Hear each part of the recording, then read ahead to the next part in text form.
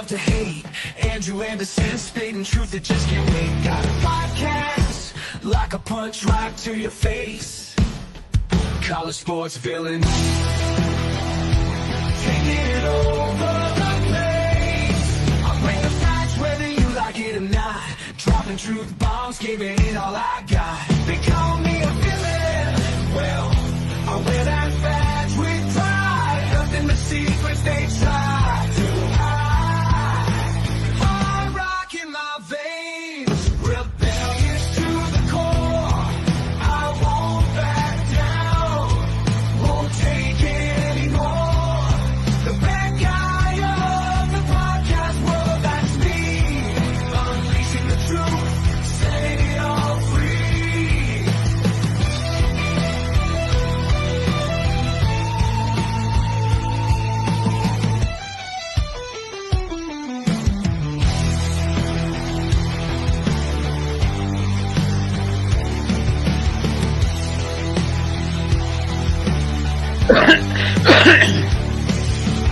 Unleashing the truth. I fucking love that intro. Welcome to College Sports Villains Season 3. We got a great show for you tonight. We've got a special guest, and the guy who made that wonderful intro for me is going to be helping us. It was a little last minute, so I didn't get to make him an intro video, but any intro video I would have made for him would have been not even close to his standards. So at this point, let us welcome our co-host for the night, Cody. What is up? What is up? What's up, Cody? Oh, not much, man. Just happy to be here. I'm happy that you're here. I've been on your show a lot, but I'm not sure you've ever been on Villains, have you? I think I popped in a while back for a little bit, but I think like at the beginning of the show is definitely my first time. That's awesome. I'm glad you're here. I don't know where Chris is. I know where Emily and James are. I don't know where Chris is, so hopefully he'll be making his way shortly. No, all good. So we got a ton of stuff tonight that I can't wait. So before the show, I went and got this. I don't know if you can see it. Yes, I saw the picture you put online, man. It was good. Yeah, I love it. So the story behind it is I told Mom when I got a tattoo, she'd be the first one, right? Mm-hmm. Well, now I was 3 deep into tattoos and I didn't have one that said Mom. So, the very next one had to be the one. Absolutely. Hey, twice as nice, third time's a charm, right? That's right. That's right. Right. It's a beautiful tattoo. It is. I really like it. And so the guy that did it, personal friend of mine, this guy, if you're in South Carolina, man, all my tattoos, he does them all. So take the time. Yeah. He's definitely not a fan of the other side. Let's just go ahead and put it that way. Understandable. Yeah. So he's really cool. This image will be up on Billin, so you can get the number and call. Jimbo is a personal friend of mine. Known him for years. Like, I think I met him in 2014. Like, the dude walks into my store and he's like, "Hey man, I'm looking for some Hot Wheels," because he collects Hot Wheels. I'm like, "Yeah, let me go get it out of the back for you." He's like, "That easy?" I'm like, "Yeah, all I do is sell shit, man. You want to buy shit? I sell shit." And then just from then, we were just friends from then. He's the coolest guy you'll ever meet. Like, I promise you, like just the coolest dude ever. So with that being said, we are going to introduce our last co-host of the night because everybody else had some important things to do and they're legit. So let's get to it.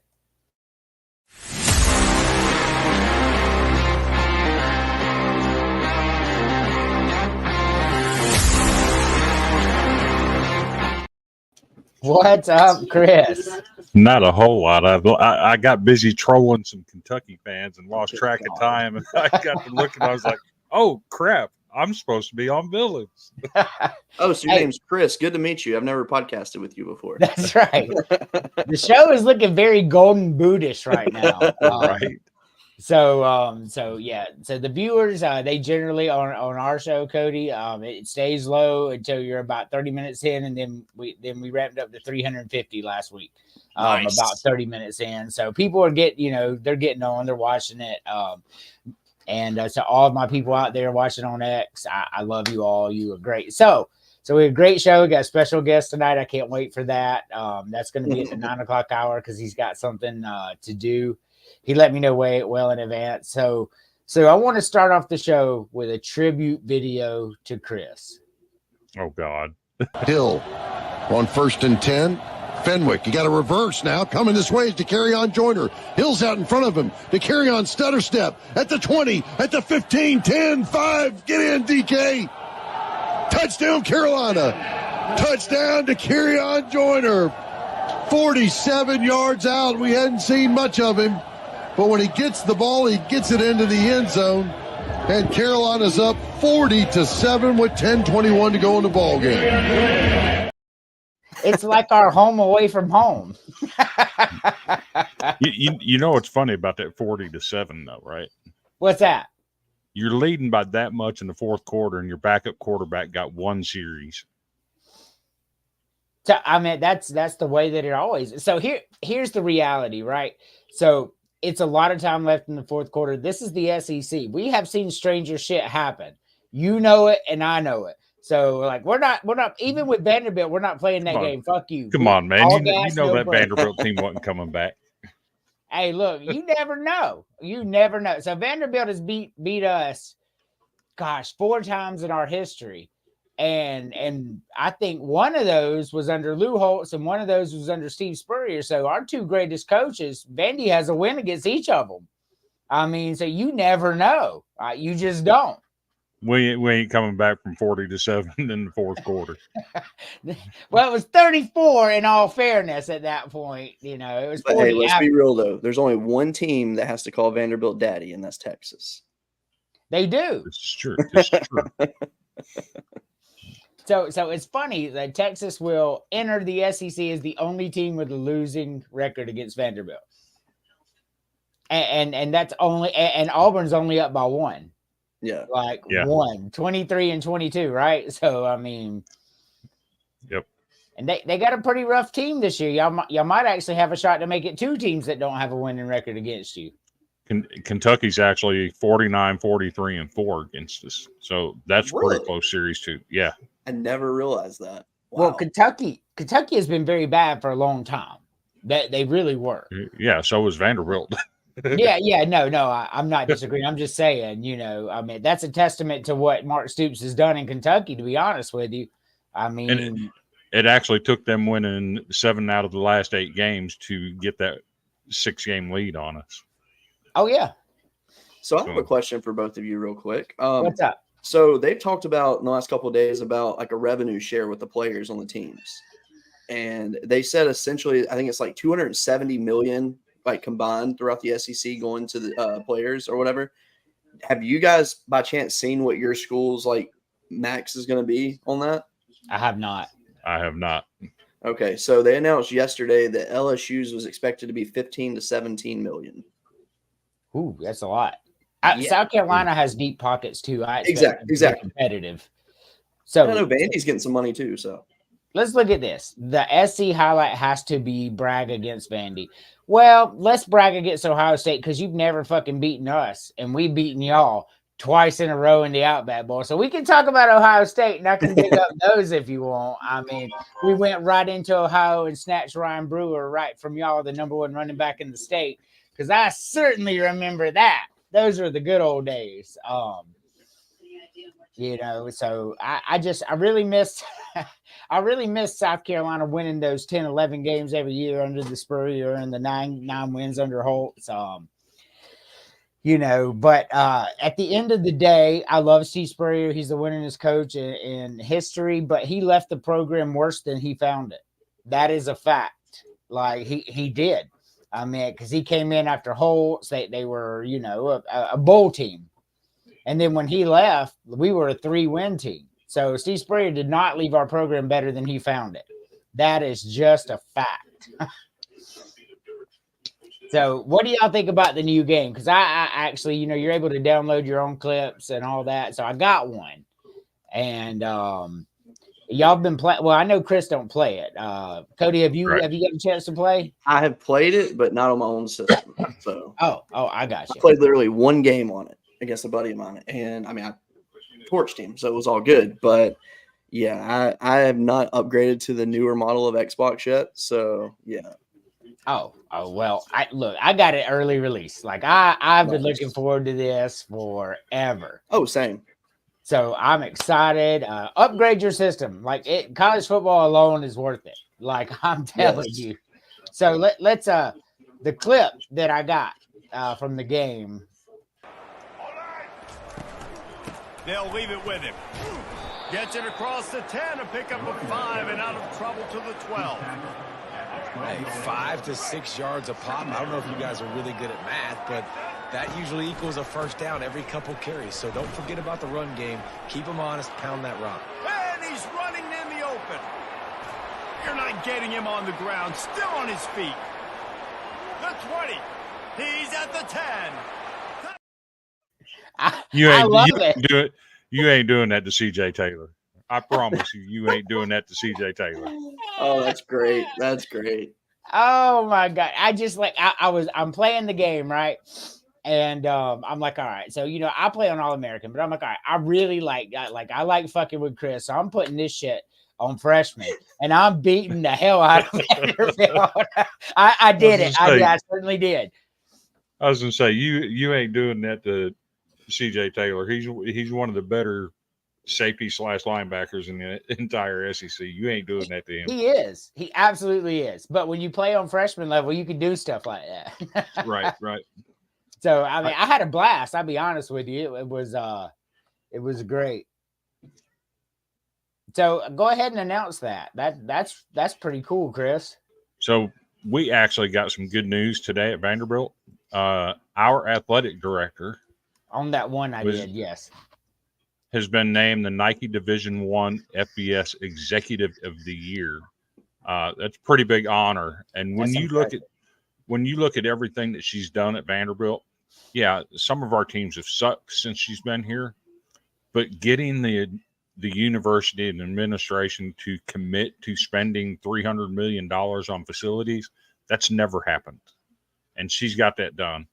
Long overdue. Congratulations, Candace Story Lee, for that honor. For sure. I mean, that's a big, like, people don't understand how big of a deal that really is. I mean, that's really cool. So before we get into the first one, y'all want to do my fuck around and find out video of the day? I only got one today. Like, I'm telling you that I wanted more, but like I have so much I wanted to do. So it's not the guy that runs up to the white pickup with the gun in his hand and gets shot in the chest, is it? No, I'm not trying to get banned from all social media. Like, I did see that video. No, what a moron. But no, I do not want to get banned. But like, I will tell you, this video it's I don't know. Some people it might be funny, some people it might not. So if you little squeamish, go ahead and turn your head. Don't turn us off, but just turn your head.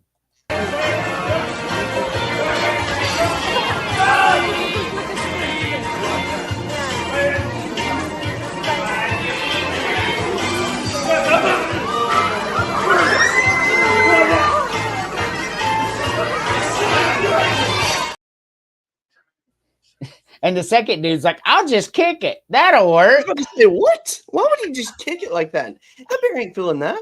You got to kick that bear in the mouth if you're going to kick it. No shit. Lord. But if you kick it in the mouth, you're kicking the other person right in the face. Good point. I mean, like, look, I'm all for. I'm not like one of these anti-circus, don't have elephant people, because I love circuses growing up. I feel like they, as long as they treat them humanely, they should be able to have them. That's how I feel. Right. But with that being said, like, it's a wild ass animal that you've got and a bunch of people around, like no nets, no nothing. Like you literally brought a wild animal into a small enclosed circle. And when he felt like, hey, this is just a little bit too much for me, and he attacks you, and your buddy's like, you know what? I'm going to kick him in the stomach where he's not going to feel any of it at all. Like, the decisions some people make are just outrageous. Like, why would you bring a bear in there? Like, I don't understand. Like, I don't get it. Like, I don't what's the entertainment value? I mean, the only entertainment in that whole thing is when the bear attacked him. Pretty much. Although unreal. although it was kind of funny seeing him kick him right in the stomach and then kick him in the butt, and what are we doing here? Like there's you affected nothing, bro. Like you were kicking a bear. Like I mean, Crazy. honestly, like we've seen some very tough dudes in our videos and all that. Like there's some dudes you could even kick like that and it wouldn't even affect them. They continue just punching. Like that was a Right. bad call. Yep. And you know the bear's already pissed off. I mean, All you doing is pissing it off more. yeah. I mean, nobody wants to push a wheelbarrow around. So, I mean, that would make me mad alone. So, yeah, I get the bear's anger. Yeah, and it looked like he was trying to feed him something, I guess. I don't really know what. Like, the whole thing was strange, man. The whole thing was strange. So, I don't get it. But, so I got, I will tell you, I have a tweet from the president. The president's savage. That's all I got to say. Joe Biden is a savage. Yeah. I think that's a testament to all the people telling him that he needs to drop out of the race. And so he's just like, I'm sick. Like, I love it. All right. So let's go into our. Did you see the video of him? Did you see the video of him looking at the woman in the blue dress today? Oh yeah. He was going to kiss her. He 100% thought that was his wife. He did. Did you see that, Cody? I did not see that. I mean, from the back, he's he looked great. just like Joe Biden. I mean, like same height, blonde hair, all that. And he went to kiss her. And then Jill actually walked in front of him and was like, nah. I just want to know, like, what it's like in their household when it's just them two. Like, what's the conversation like? Like, what do you talk about? I mean, that probably nothing. I mean, Jill, I have to go to the. That's right. Hey, did either of you watch the podcast, the Kill Tony podcast? No, I've never heard of it. Okay, so what it is Tony Hinchcliffe. He does like roast and all that, and he's hilarious. And he basically has a comedy club in Dallas, and he'll have like celebrity guests on. He'll have, like Joe Rogan and Shane Gillis, people like that on there. And he'll have people, they'll draw their names out of a hat, let them come up and do a minute on the stage. And then after they'll critique them, they'll either say, wow, you guys are great, or you're absolutely terrible, and just roast them. But if they do good, they get a joke book and all that. Well, the other night, the Monday night show, Shane Gillis dressed in full Trump, like I'm talking about all the way, which was amazing. And then Adam Ray, who usually dresses as Dr. Phil, dressed as Joe Biden. And they were both out there, and I'm talking about A+ impersonations. Wait a minute. Was that the one where he goes, she has fantastic boobs? Yes. The best boobs ever. I saw that. That shit was hilarious. Yeah, just look up Kill Tony podcast. Watch it. It's worth it. I didn't know that was him. Yeah, I saw that. That was absolutely hilarious. He's like, Shane Gillis is a better Donald Trump than Donald Trump is. I mean, yeah, it was so good. It was so good, Chris. You have to watch. She has just fantastic breasts, like just the best. I mean, like this whole, and then the Biden guy, he's wearing sunglasses. He's like, like yeah. Did y'all happen to see the fake medical report that got put out there yesterday? Dude, that was so funny when you said that. I didn't see it. Here, let me get it. I got it. No, the funnier thing is you didn't think it was fake at first. Oh, I did. I knew it was fake because I looked at it. Oh, okay. I didn't know. I thought you thought it was real for a minute. Well, while he's loading that up, let's go ahead and do meme of the week. Yes. Amen to that. Yeah, I hate that shit. Like I lived in Georgia for many years, and let me tell you, these are the most insufferable fans. Like when you go to a game as an opposing fan, like they're nasty. Just like no experience is good if you're a visiting fan going to Georgia. None. Sure. You know what's really funny though is this meme says when you hear "Go Dogs" and then you have the Dogs media logo right next to it. Right. Well, we know that's for Georgia. We know that's for Georgia. So it's great. It's absolutely funny. But the picture of the week, let's be honest. Yes. Yeah. I mean, gangster. Like gangster dude got his ear shot. and then just get some. I mean, like anybody else, including probably all three of us, I can only speak for myself. After my ear gets shot off, I'm staying down. Like, I'm not getting back up. I'm not. Like, this man is a 100% gangster. And like all the videos that have come out and shown like just like how close he was to getting hit just because of his little head turn, it changed it. Like it's crazy. I bet obviously his adrenaline was pumping when it happened. Yeah. I bet when he got like to a quiet spot and got in that SUV to go to the hospital, I bet he started just cussing up a storm on that one. Oh yeah, hyperventilating. Oh yeah. I would. Well, we got this medical report that kind of talks about how he was acting. Yeah. It's actually quite funny. It is funny.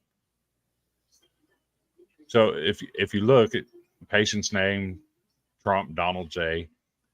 Next of kin, Trump, Melanie. Yeah. It ain't Melanie, it's Melania. So brief history. Medications. History of bone spurs. Current symptoms include excruciating pain associated with crying and hysteria. Pertinent physical health findings.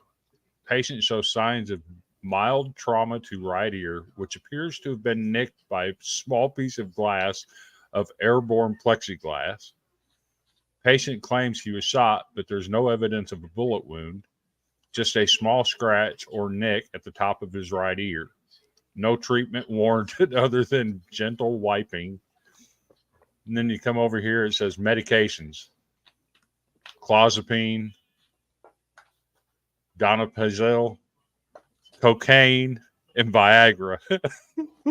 I'm thinking, wait a minute. How do you get cocaine and Viagra?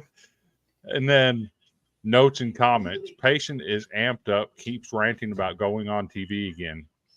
Treatment medic administered ketamine to shut him up. I can believe that. But that, rest assured, that is a fake medical report that somebody put out there yesterday. Look, so the cocaine, that's my favorite part because I like to joke about cocaine a lot, right? But this Donald Trump, no cocaine. 1980s Donald Trump, all four of those would have said cocaine. Yeah. 100%. 100%. That's what the 80s were all about. Making money, Wall Street, and cocaine. And Trump was all of that. He was the image of that. I mean, and so do you guys know Epic Rap Battles of History? Yes. That used to be my favorite YouTube series. Great ones. Love it. So they had the one where they had Donald Trump versus Hillary Clinton during the election. I don't know if y'all ever seen that one. It's hilarious. Yep. But you know, he roasts her a lot, put it next to her emails. It's all funny, but the best line in it, and I ain't even gonna lie, I rolled, is when Hillary Clinton looked at Donald Trump and said, "I said that I respect your children, but that wasn't quite right, though. They looking like some extras from American Psycho." They do. Those motherfuckers look just like they belong in American Psycho. They really do. How did I miss that Donald Trump has got a granddaughter that's 17 years old? Because nobody gives a shit about Trump's personal life, only what he says in the political arena. Apparently, she gave a speech last night at their RNC. I'm like, what? So how did I miss it? Can anybody out there hear us? I'm gonna pull it up real quick. Like, I would hope we wouldn't be this deep in the show and just all silence. All silent, right. Man. They're like, what the hell are they laughing at? Yeah, apparently she gave a speech last night at the RNC. Really? So whose kid is she? That's what I'm wondering, because he ain't got kids old enough to have a 17-year-old daughter. No, there's no volume. Weird. Yeah, no volume. Did Facebook mute us? I don't know. Let me go to X. She ain't got kids old enough to have a 17-year-old daughter. No, there's no volume. I hear it. It's muted through villains. That's where I tried to. That was on my my Twitter. Yeah, I can hear it on Twitter. Gosh, let me go see if they gave me another one. They're just gonna delete my page before long. Don't tell me that bear would get you a warning, because that was not even that bad. No, there's no warning or anything on it, like at all. So I don't know. Oh, it's working now. Okay, good. I was about to say that's strange. Yeah, I mean, it could have been worse though. It could have been like us the other night when we couldn't stream anywhere. That was the worst. Oh yeah, that was. I mean, I got blocked out of Facebook and everything. I had to literally recover my account on the show. Did you? Yeah. It was So, like, wild. Yeah. They basically think I'm a spam account. Y'all remember when The Facebook max took viewers my we had account? was 9. Yeah. I never got it back. Like I still don't. I mean, I email them all the time. Like, you know, somebody from China hacked it and they put it down. They just won't give it back. Like That happened to me. So back in 2013 or 14, I had an MMA website that I was created, and it was getting a lot of views. Well, I had a Facebook page that had about 110,000 likes on it. And one of my admins listened to a person saying they wanted to buy the page, which obviously is a scam. Right. And I told the person, I said, this isn't legit. You know, like, obviously we're not doing this. And they went behind my back and did it. And next thing you know, I was locked out of the page, and it was totally changed into a totally different name. I was very mad. Well, they just hacked my main account, and then Facebook took it down because obviously they knew that something wasn't right, but they won't even like answer my emails. And I had a ton of shit. I had, you know, pictures of my kids from when they were a kid that I'll never get back because you upload to Facebook. It's your photo dump, right? So, you know, Facebook's just shitty. Like I don't fuck with Facebook too much other than my villains account. My mom's on there, but other than that, like Facebook, you know, Twitter's much better platform. It really is, like by far the superior platform. Absolutely. X, I mean, I'm sorry. X is the superior platform. I always call it Twitter. I will never not call it Twitter. Yeah. It'll be Twitter until the day I die. Yeah, it's always been Twitter, right? So I'm glad we can hear it now. So let's do this. James isn't here, and we were gonna do it for him, but I'm not really changing the agenda here. So I just want y'all to what we'll do real quick is we'll go line by line, what you think they'll be, their final record, a quick synopsis each, and then we'll go to our break after we do this. Like I was looking at it, and we'll start with you, Cody. What do you got? How do you think this is going to play out for the Fighting Irish? Well, realistically, I could see them at best 11-1, but just like off the first thoughts, I say 8-4. I see them losing at Texas A&M because I think Connor Wegman is due for a big season this year after coming back from an injury, and they have a very good team on them. Louisville is a team that's been pieced together by the transfer portal. They showed it last year that they are legit. They're going to carry that into this year. That's a dangerous game. Same with Georgia Tech. Brent Key is a heck of a coach. He knows how to bring in kids and coach them up. His mom was my third grade teacher. He signed my yearbook from third grade. So much respect to him as always. Florida State's always a toss-up. And I might be nice and – yeah, that USC game, let's be real. They're not going to lose to USC this year. So you're saying 8-4. Yeah. So Chris, before we get to you, y'all noted so Notre Dame wins 10 games, they're going to steal a playoff spot, which means one from the Big 12, one from the AC, and one from the Group of 5. And with this schedule, they're going to do it. But because they're not in a conference, they only have to play 3 away games, and they really don't have to do that because they're not in a conference. I mean, they pick terrible away games, though. Right. I mean, Purdue's fine, but the other two, geez. They tip the scales in their favor, being that they're an independent, is what I'm saying. And they will 100% steal a spot. Because if you're the playoff committee and Notre Dame's got 10 wins, like, you'd be crazy not to put them in. Like, you just would. I can't believe they haven't just said, you know what, screw it. We're going to join the ACC. The ACC clearly needs them. I mean, they're playing all the ACC teams there are anyway. You know what, though? Go for it. I agree. If they join the ACC will instantly get the SEC type money because you'll have Notre Dame in it. And then Clemson and Florida State can quit their fucking crying, and then everybody can get it. And then we'll have 4 major conferences. Like, just do it. But then again, Notre Dame apparently is doing just fine financially on their own. So, I mean, if it ain't broke, don't fix it. I get it. But at the same time, somebody should go, look, man, the committee should be out, look. Like, unless you go undefeated, if you don't join the conference, you ain't getting in. Like that. I mean, that should be something that they say to them because you're going to steal a spot from somebody that deserves it. But isn't football like their only sport that they're independent in? Yeah. Yes. They're in the ACC and most other and things. So, see, that's what's weird to me. It's the brand. Yeah. Yeah, they're in the ACC, I think, in all other sports, except for the sports that the ACC doesn't carry, if I'm not mistaken. Yeah. I don't know. So, just looking at this schedule, if they don't win minimum 10 games, it's a bad year for them. Oh, for sure. Because I'm looking at this schedule, I see 7 wins for Vanderbilt. I mean, come on, let's be real about what they're playing. Vanderbilt's beating Northern Illinois. They're beating Purdue. They're beating Miami of Ohio. They're beating Stanford. They're beating Navy. They're beating Army. They're beating Virginia. That's 7 wins for Vandy. So if Notre Dame can't win a minimum of 10 on this schedule, that's a problem. Yeah, that Texas A&M start though, that's actually probably my favorite outside of the.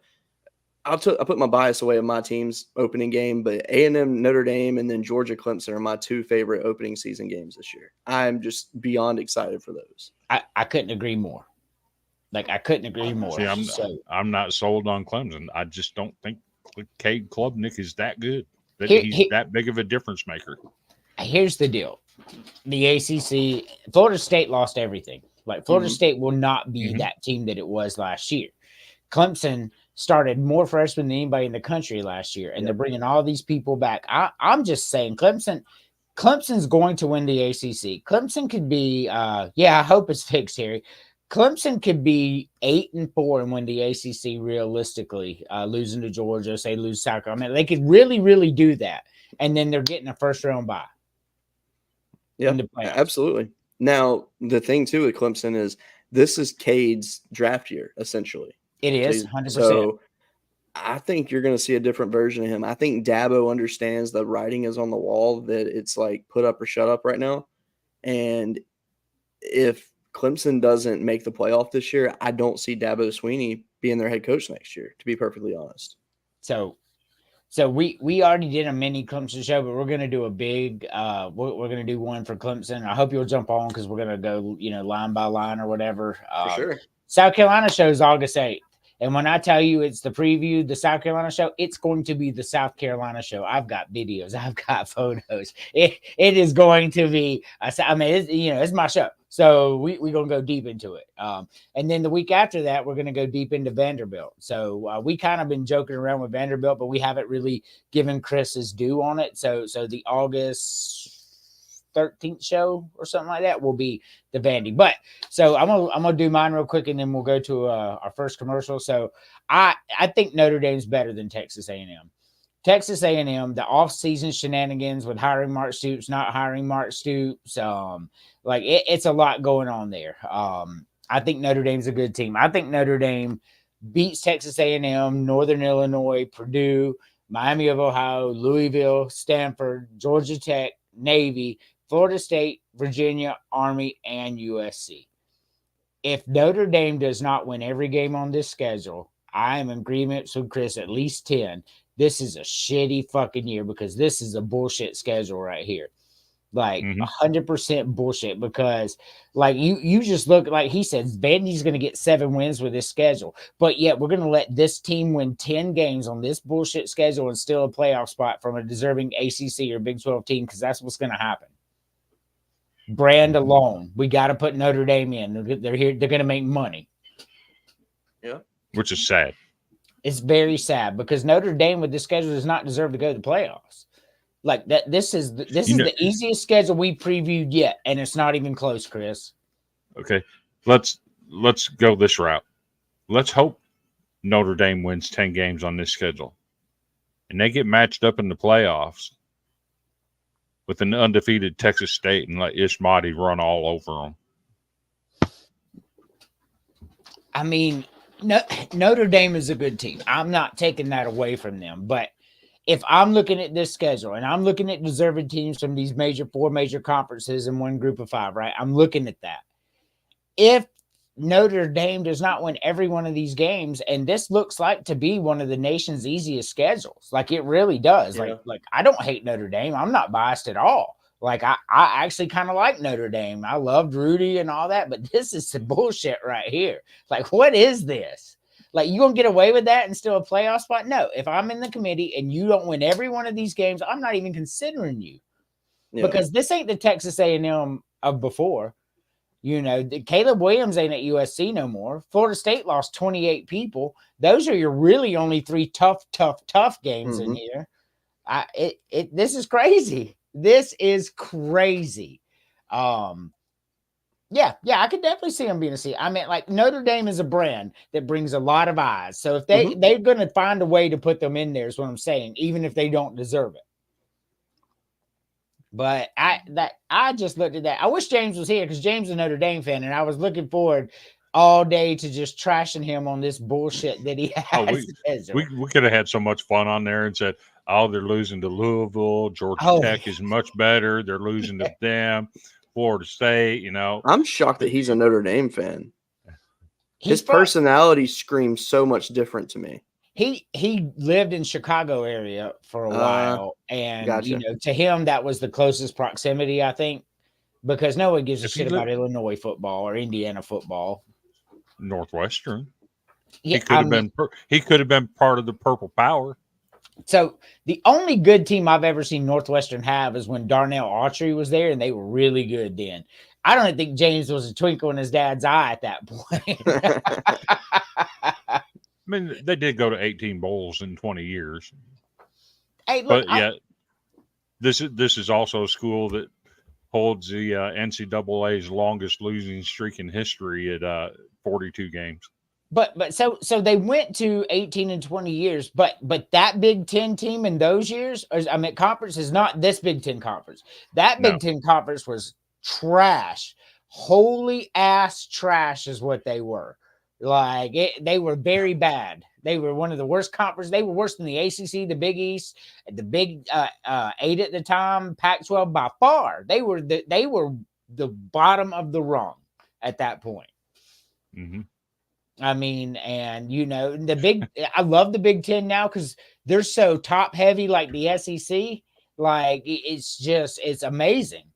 Yep. But we're gonna take our first commercial really quick.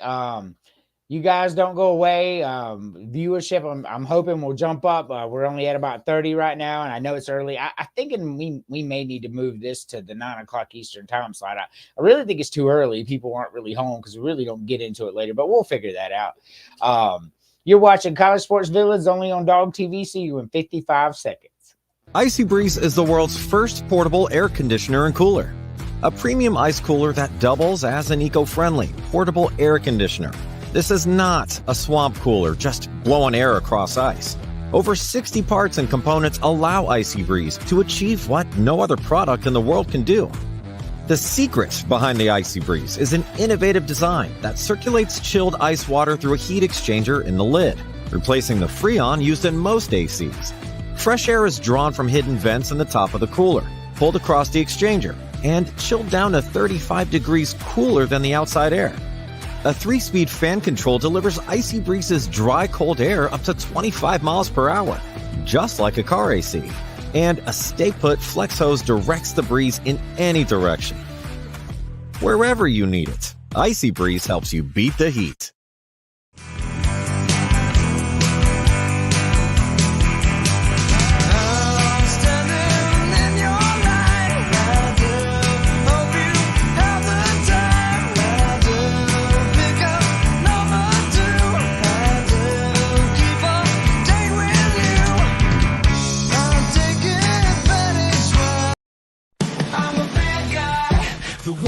To hate Andrew Anderson spitting truth that just can't wait. Got a podcast like a punch right to your face.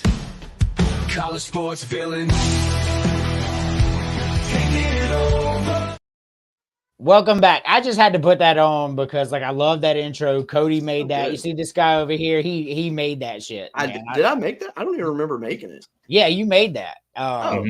Yeah, Yeah, I did. like you see, like I'm getting much better at making videos. I mean, like Oh, I'm, absolutely. but like I ain't there yet. Oh yeah, I did that song app I had. That's right. Yep. Yep. Sure did. Okay. So Terry, who would they lose to? Like we just went over that. Texas A&M, Florida State, and USC and Louisville were most of the culprits that we think they would have the most problems with. Notre Dame only, we talked about that too. You jumped in right at that. They're independent, so they don't even have to. Like, I don't even know why they're playing away games. What the hell? Why not do it? Why not just have 12 home games and make all the money, right? I'm just saying. What the shit? Gosh, Andrew, you're so hot. I am so hot. So That's Andrew, what I'm talking about. I sent you a video to your Facebook Messenger, Andrew. If you want it added to the show, let me know. What is that? What is going on? Do you see that? I see that. Like what? Well, like we're just gonna hold it. Oh crap! I'm so confused. Yeah. Let Cody see that first, and we'll let, because I made a comment on the Golden Boot last week that was inappropriate. It was something funny that y'all did, and George said, "Andrew, you're the king of inappropriate." So I think I'm going to have somebody that filters me out from now and then, so so I don't get my show marked for violence. They're not going to lose to USC if they do. Okay, Cody, go look at it. Woo! I'll do it. I'll wear a robe anyway. Yeah, look. I'm with you. If USC beats Notre Dame, I too will wear a Ric Flair robe. I think all three of us here will do it.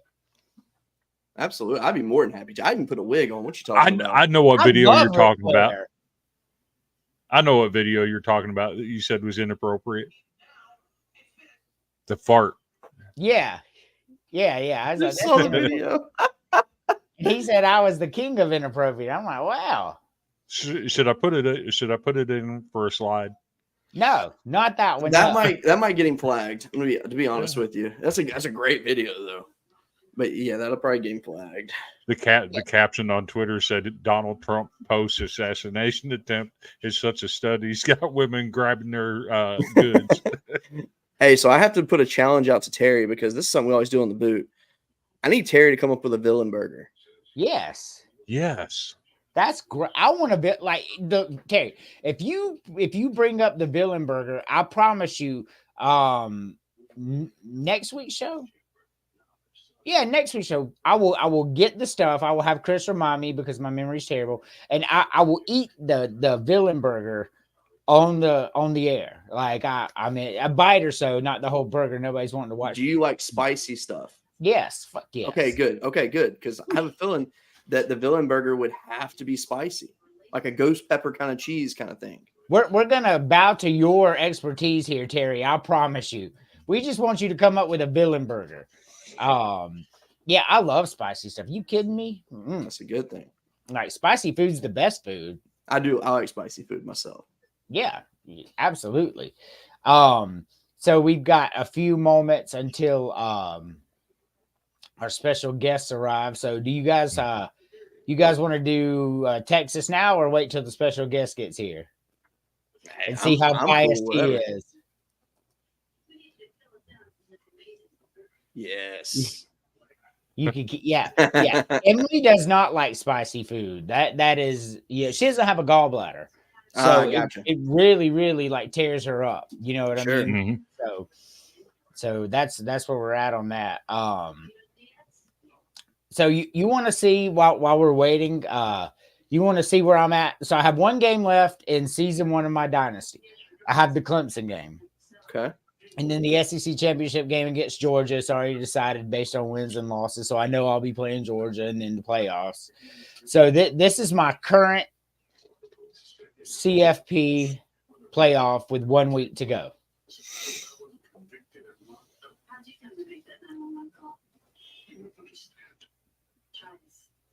Now, I'm going to tell you, that top left bracket, that's fire. Like that is Tennessee, Ohio State, then Oregon, that shit's fire. But the rest of it, and I'm a Gamecock fan, I'd be like, what a fucking shitty college football playoff this is. I think every single bracket I've seen someone share has had Liberty in it. I don't think I've seen one without Liberty. But they're the group of 5.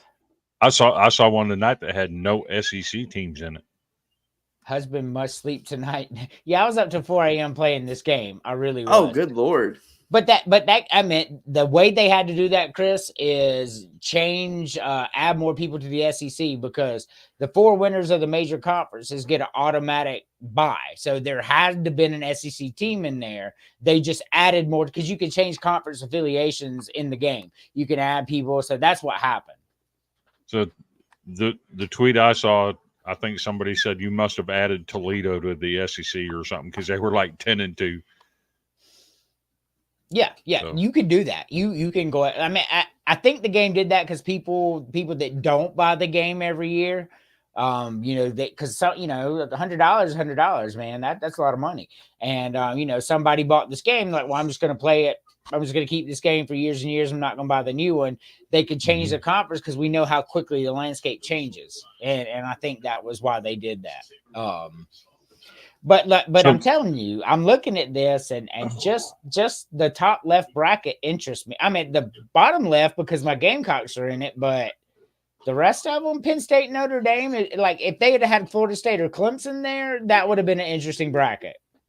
Guys, we have the villain burger. We do. Y'all ready to see it?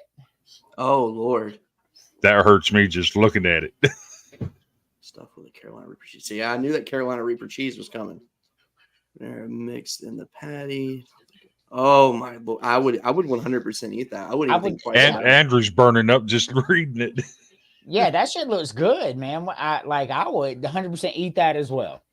So I like those onion rolls, like when you get the beef and cheddar from Arby's that they use. I like one of those rolls, and then put some jalapeno slices on top and bake it with it. So kind of like a dehydrated jalapeno, and make it a little bit spicier. I think that would be delicious. Look, man, I could see where you're at. I'm not I don't eat a lot of steak anyway. Like I'm not a red meat guy. But what would be really good on this? A little A1 sauce. Because I don't even need A1 on my steak, but I've eaten it with pork chops and stuff before, and I really like it. And I think if you would have put A1 with this mix of stuff that he put up, I think it would be really good. But hey, he's right on his next comment though. You got to sit on a block of ice. He ain't lying on that. It should be fire coming back out. Ain't no sitting on no block of ice, because all I got to do is go in our bedroom, because my wife likes the temperature to be at -700. So you walk in my room, it's just like ice. So I like that though. That's yeah. I enjoy getting under the cover and getting warm. Exactly. Yeah. The rule in life is your spouse has to keep you warm. That is how it's supposed to be. Correct. I support that 100%. Me too. So let me ask you guys, SEC Media Days was this week. What was your take on Greg Sankey's comments about realignment and expansion in the SEC?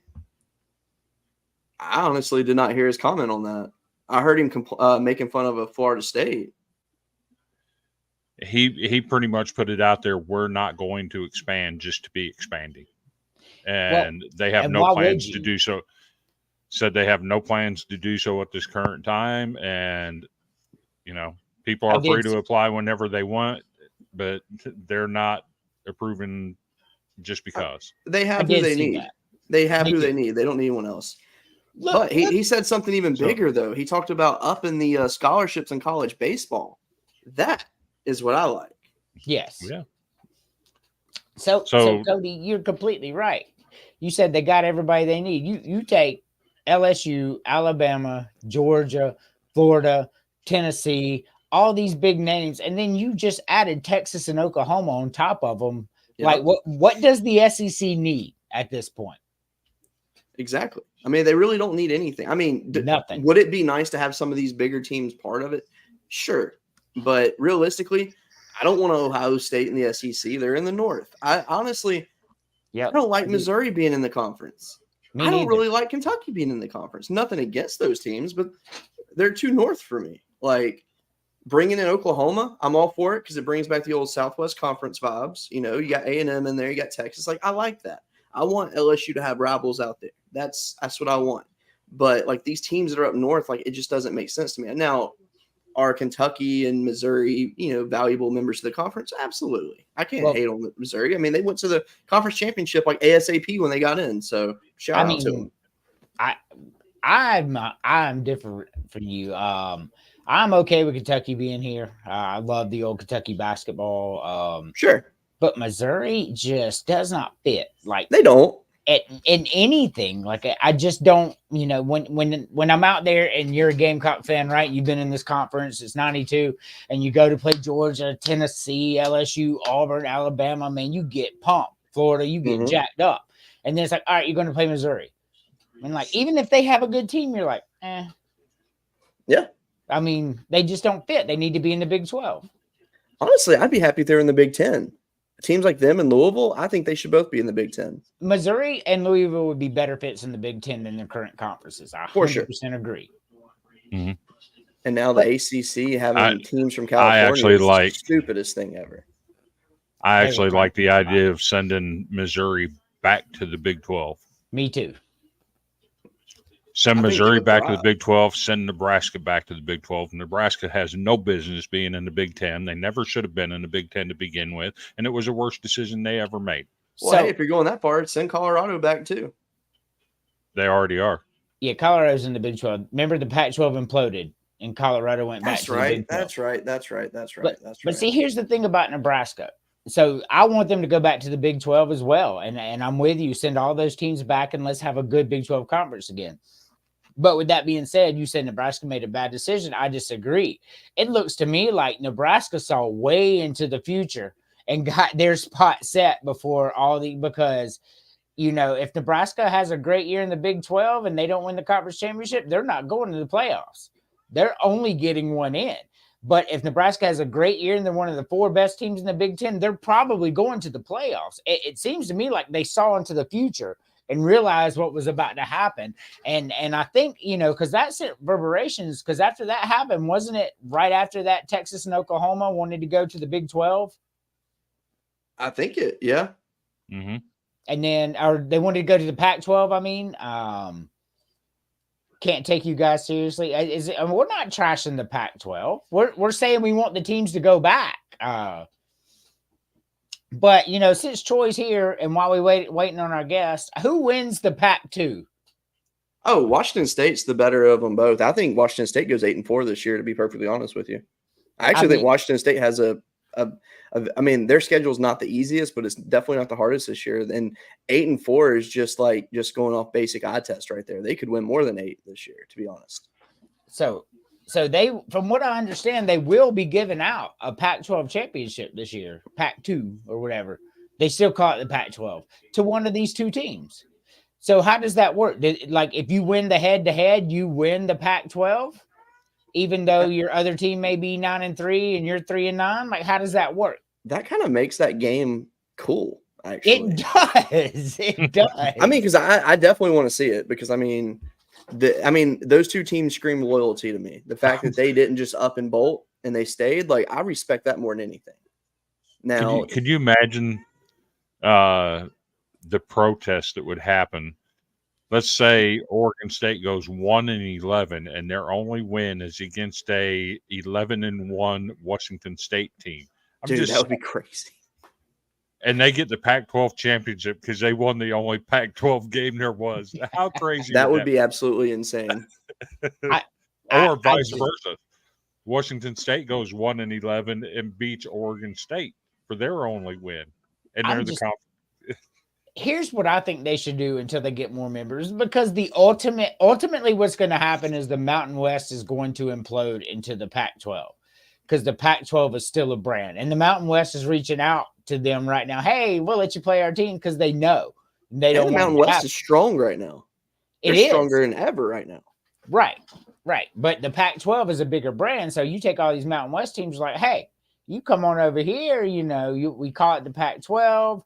We add a couple teams, like big teams from Conference USA, Sun Belt, whatever. Next thing you know, they get they're as good as the Big 12. Like, why would they get an auto bid? That could happen. But I think until that does happen, I think Washington State and Oregon State should play 3 games a year. Best of 3 series. I would love that. That would be fun. I've always wanted to see a best of 3 in a football setup. That would be so cool to see. It would be absolutely amazing. I would love to see it. Just move the Mountain West. So yeah, definitely. That's what's going to happen. Whether y'all believe it or not, because the Mountain West has got all this, like the Pac-12 is a better brand. Like they just are. Yep. And they're going to eat all those teams. So home, away, and neutral. Yeah. That's the way it should be. Yeah, they played 3 games, 1 at Oregon State, 1 at Washington State, and 1, go to Seattle. Yeah, Seattle. No, and what you have to do is opening game of the season they play, middle of the season they play a game, and then let it like conference championship week be the game 3 to decide it all. That would be awesome. Mm-hmm. It really would be. The Air Force Academy is not even going to run the Mountain West, so I'm just throwing that out there. I think Fresno and Boise are the 2 teams to watch this year. Yeah, Fresno and Boise. I'm not buying into Fresno. Coach, losing their coach, they have talent, man. They really do. But I think Boise is the team to beat out there. The crazy thing is looking at Boise's roster, and I happened to be looking at it earlier today. They only have 1 transfer player in their starting on offense and defense, and that's their quarterback Malachi Nelson from USC. Everybody else is home built, and I love that. So think about that. Malachi Nelson wouldn't be starting there if their big 6'7" guy didn't transfer to Arkansas. That's true. It's very true. Look, culture versus mercenaries. We talk about that all the time on the show. Culture wins all the time. Georgia versus Florida State. Because Florida State was a team built of mercenaries. Georgia beat them down. Michigan and Washington national championship game. Like you look at Michigan's roster, culture. You look at Washington's roster, all transfer mercenaries, and they got beat down. They win every time. I think this transfer portal thing is going to, I don't think it's going to blow out as like people think. I think it's actually going to rein itself in here in a year or 2. There's no choice. Yeah, I think it's just people are going to get tired of it. Even the kids. And see, there's even an argument to be made as far as college baseball goes along those lines. Because you look at Tennessee this year, Blake Burke, Christian Moore, all those guys, they were original Tennessee recruits. The only starter they had playing a position was Billy Amick. And I don't consider him a transfer at this point because he fit the vibe so well. He even went on record saying he wished he would have went there from the get-go. Yeah, I love hearing that. So I know you said Portland would be neutral and not Seattle because where Washington State is, but Seattle has an NFL stadium that you could play that neutral game in. That's why I immediately thought Seattle. Or just send them to Vegas and be done with it. Hey, I love that. Going to Vegas. Everybody's going to Vegas. Come on. I would watch it. Shit, you talking about game 3, winner wins the Pac-12, neutral site in Las Vegas. Yeah, I'm watching that game 100 out of 100 times. So he didn't like what I said about the Air Force Academy, but like the show is called Villains, right? So I'm not gonna pull any punches. Air Force is not winning the Mountain West. Do you remember how much crap I took over Air Force last year? Yes, I do, Chris. Good Lord, talk about memories. But you just unlocked some core memories. But see, I'm a principled guy about that. I don't care who you are. If you've lost a game, you shouldn't be ahead of the team that hasn't lost. That's crazy talk. The metric to me, though. So I get what you're saying. I get what you're saying. A team, but fathom an undefeated Coastal Carolina team and a 1-loss Texas team. Ain't no fucking way anybody in their right mind is putting Coastal above Texas. They're not. They probably won't. But if Coastal's done everything you ask of them, how do you keep them out? Well, they need to 1/3 schedule of us here would put Coastal ahead of them. Right. 1/3 of us here would do that. But to be fair, when Chris explains the way that he does his rankings, I will say it does make sense. Yeah, no, I get what he was saying, and Yeah. I'm not disputing that Chris has his own opinion and it's valid. I get it. But if you had like Florida State was undefeated, we'll even go big time because this is a big time school. Right. They went undefeated and they didn't get in because they said that these wouldn't be the most deserving teams. They said they would be the 4 best teams in the country. And the committee got it right. They did. They got it right. Alabama was a better team than Florida State. Florida State had a much easier schedule. And then their X factor was out for the year. And even if the X factor was there, they're still not a better team than Alabama or Georgia. So I even had them down 6 or less at that point. I mean, realistically, if that Florida State team from early in the season would have played either of those teams, I think it would have been a lot closer because obviously they were a lot healthier then. But yeah, they were not one of the 4 best teams. No. Because even with your backups on your team, you should not lose the way you lost to Georgia. I don't 60. care the situation. 60. Terry's taking this personal. They usually do. Like I'm a Gamecock fan. You can't hurt my feelings. Wait, who is Terry's team? That is one thing I don't know. Air Force, apparently. Okay. Wasn't he a Florida State guy with Sidney Bernstein? I really don't remember. No, James Fender is the Florida State fan. He's usually here, but we haven't heard from him yet. He's probably watching on YouTube. James Fender and Sidney Bernstein. United States Marine Corps, sir. The few, the proud. No, they are my second. Well, who's your favorite team? Who's your favorite? Because James Fender, I know, is the Florida State guy. So growing up, me and my best friend, we had a rule of we have our team. He was an Alabama fan, I'm an LSU fan. And then he said, "That's right. We have to have a academy team is our team." So the funny thing is, I was always a Navy guy when I'd pick my team, and he was always the Air Force fan.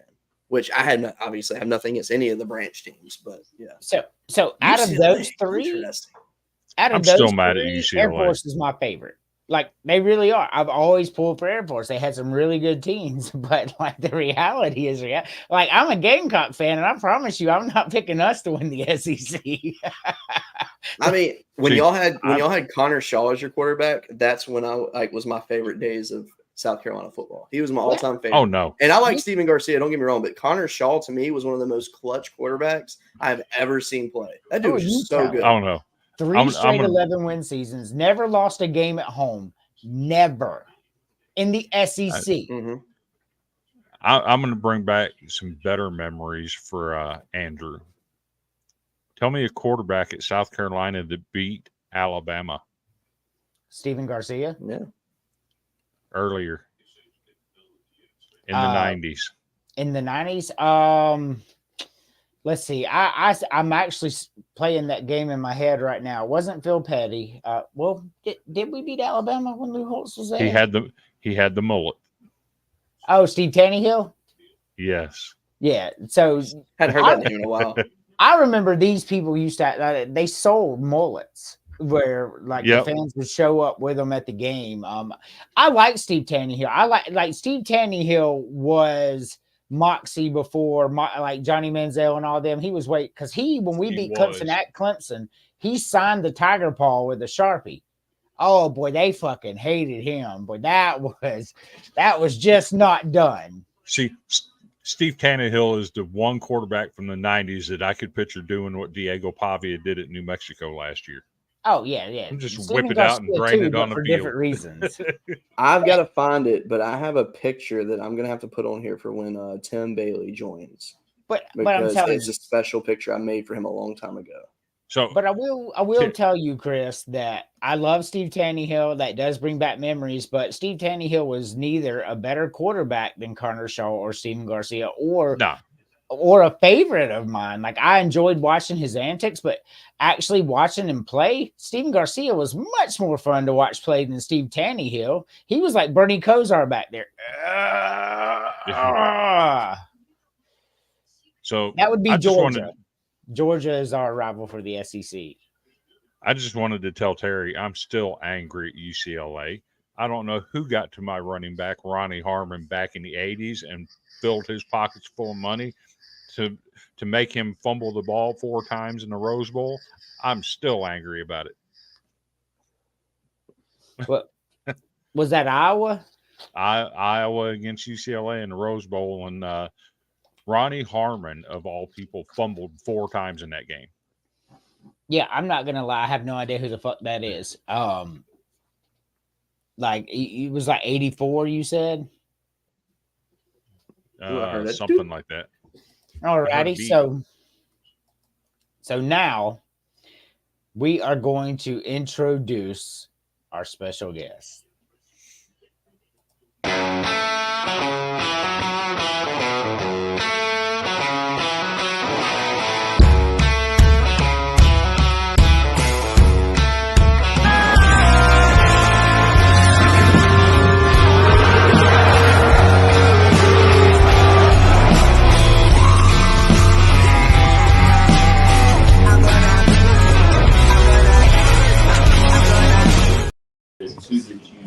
Tim, what's up, guys? How are you?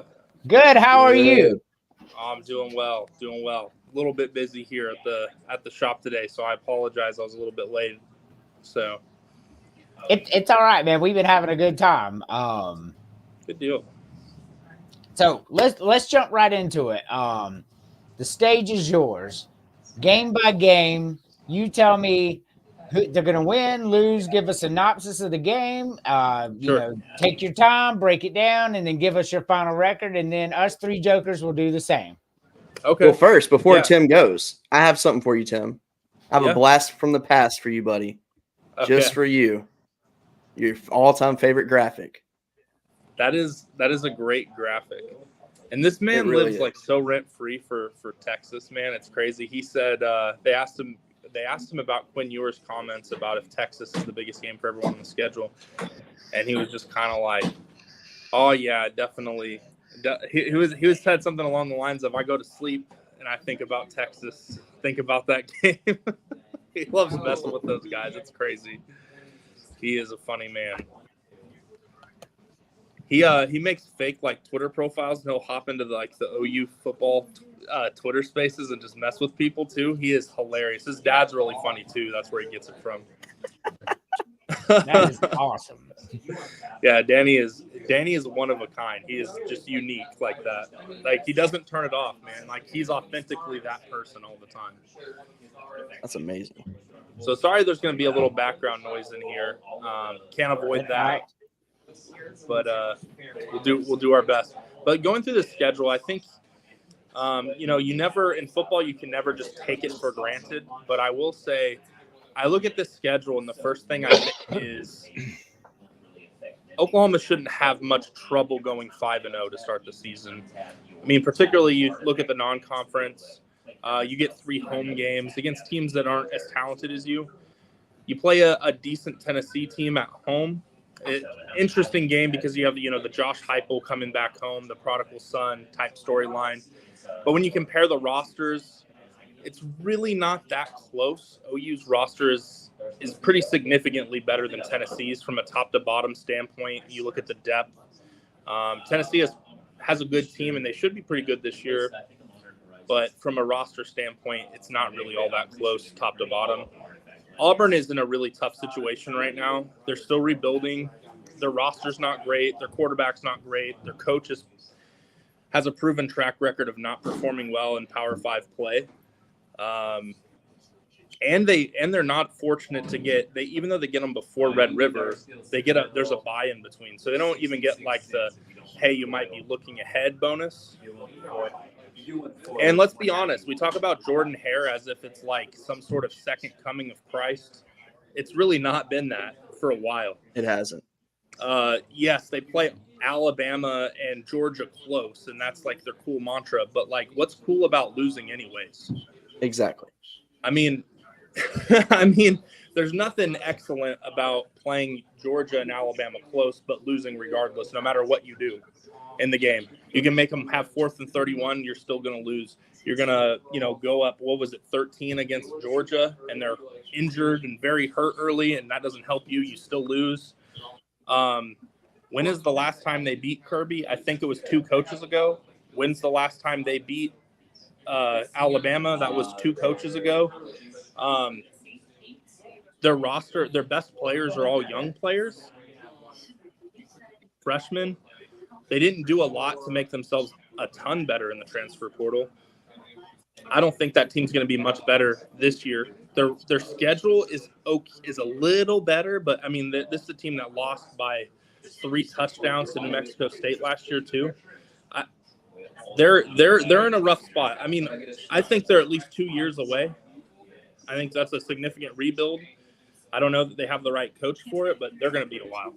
So I think when you look at the first 5, Oklahoma should start 5-0. And if they aren't, that should be a pretty disappointing start, I think, for Oklahoma fans. Because make no mistake, a lot of people have talked about Texas in a way, but Oklahoma isn't gearing up to come in and try to figure things out year one. I mean, Oklahoma spent money in the portal to get Dominic Williams, one of the best defensive tackles in the country. They spent money to get Deion Burks, one of the best wide receivers in the country. They made sure that they were able to secure and return Danny Stutzman and Billy Bowman, who will both be first-team All-Americans pretty much unanimously. This isn't a team that's trying to wait for later. This is a team that's trying to win now. That's the mode they're in. So if they're not 5-0 with the teams they have on their schedule, that'll be extremely disappointing. See you later. Thanks for coming in, guys. Then you have this is where the rubber meets the road, is when you get to this 3-game stretch is very interesting, right? So you have Red River. Oklahoma has dominated this series in recent years. Texas, this on paper should be one of their better teams they've had in a while. Though I don't know if they're better than last year's team. I'm not sure yet. Quinn Ewers, if he takes a leap, I think that's where you can see them potentially get better, is if Quinn Ewers takes a leap and gets a lot stronger. He was a good player last year, and I think that people overplay some of the struggles he had. He's a very good quarterback. He's a first-round draft pick. But he hasn't been prolific. He hasn't put up like a 35, 40 touchdown type of performance in a season. And I think that that's the step he needs to take for Texas to be as good as kind of where their preseason set up to be. But this game is a coin flip every year. It doesn't matter who's good, who's bad. Anything can happen in this game.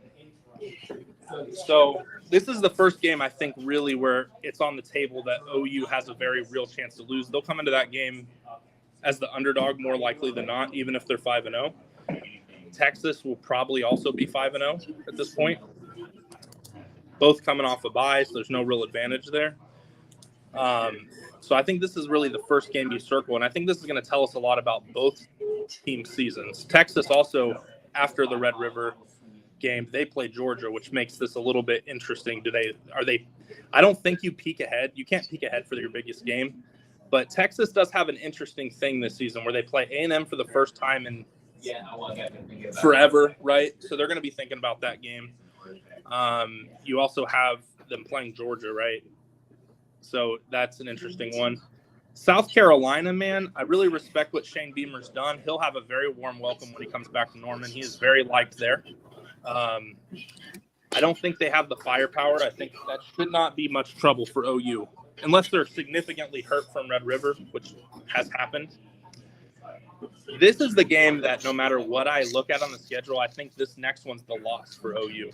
Whether it's the first or second loss, I think this is the toughest game because you have Ole Miss coming off a bye. And even though I think on paper it's a very similar kind of situation to where Tennessee's at, Oklahoma's roster is better top to bottom. But when you look at Ole Miss from what they have returning from an experience standpoint, you have a senior quarterback, you have really good transfer players, Nolan from A&M, and some guys that they took. I think it lost a little luster for me, though, their transfer portal this offseason when they weren't able to keep Tyler Barron from Tennessee. Mm-hmm. And they also, lost their best player in Quinshon Judkins to Ohio State. I think it lost some of the luster for me from where they're at. But I know the Grove is an interesting and tough place to play. You have Oklahoma playing Texas 2 weeks before and not taking a break, having South Carolina in between. I think this is a prime spot for OU to lose. I think it makes a lot of sense that ends up being either the first or second loss of the year there. I'm actually very disappointed, but understand not knowing what the schedule is like, that you have to play Maine next year. I don't love that. I really hope that's not a mainstay for Oklahoma playing FCS opponents. I don't like that. Obviously, they're going to win that game. The Missouri game, I don't think is going to be particularly close. Oklahoma is better at every level of their defense and on offense compared to Missouri.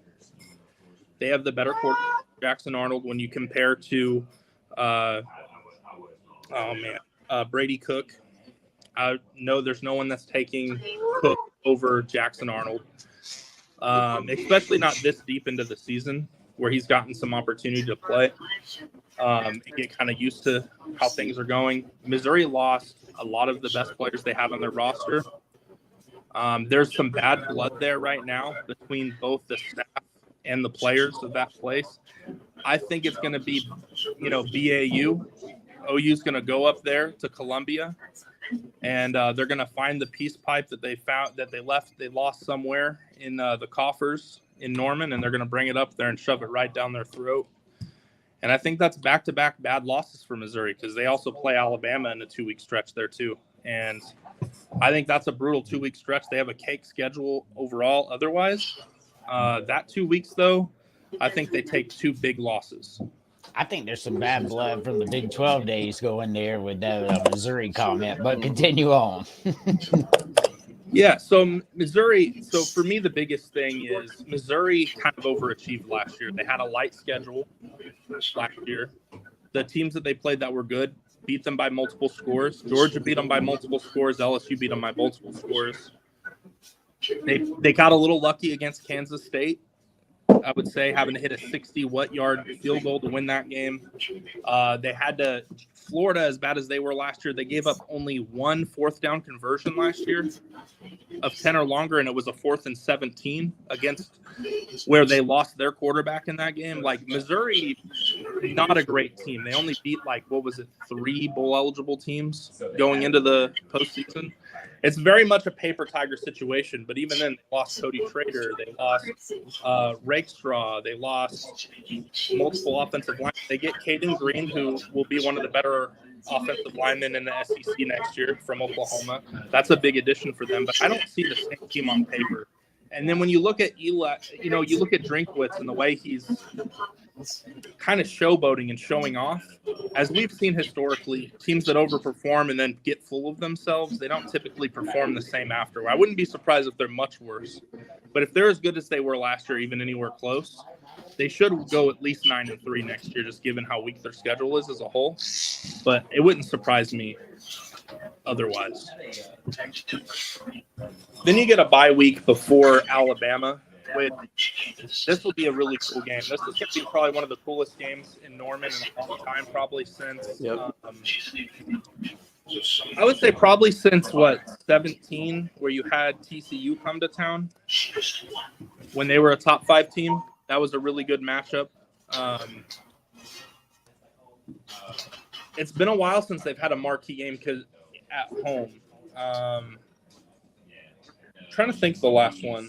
It's been one of those things where they've played a lot of their toughest games on the road in the Big 12 over the last several years. So the Big 12 is weird and rotates around who's good and who's not, and usually OU ends up playing whoever that good team is on the road for whatever reason in those given years. But Alabama, man, Oklahoma is the winningest program at home in November in college football history.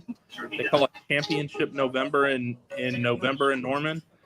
I think this is a very interesting game, and it's another one of those games that Oklahoma could lose. I think Alabama is going to be really good next year. I think Kalen DeBoer has done a good job in the portal, and he's 112 and 14 or something like that in his coaching career as a college coach.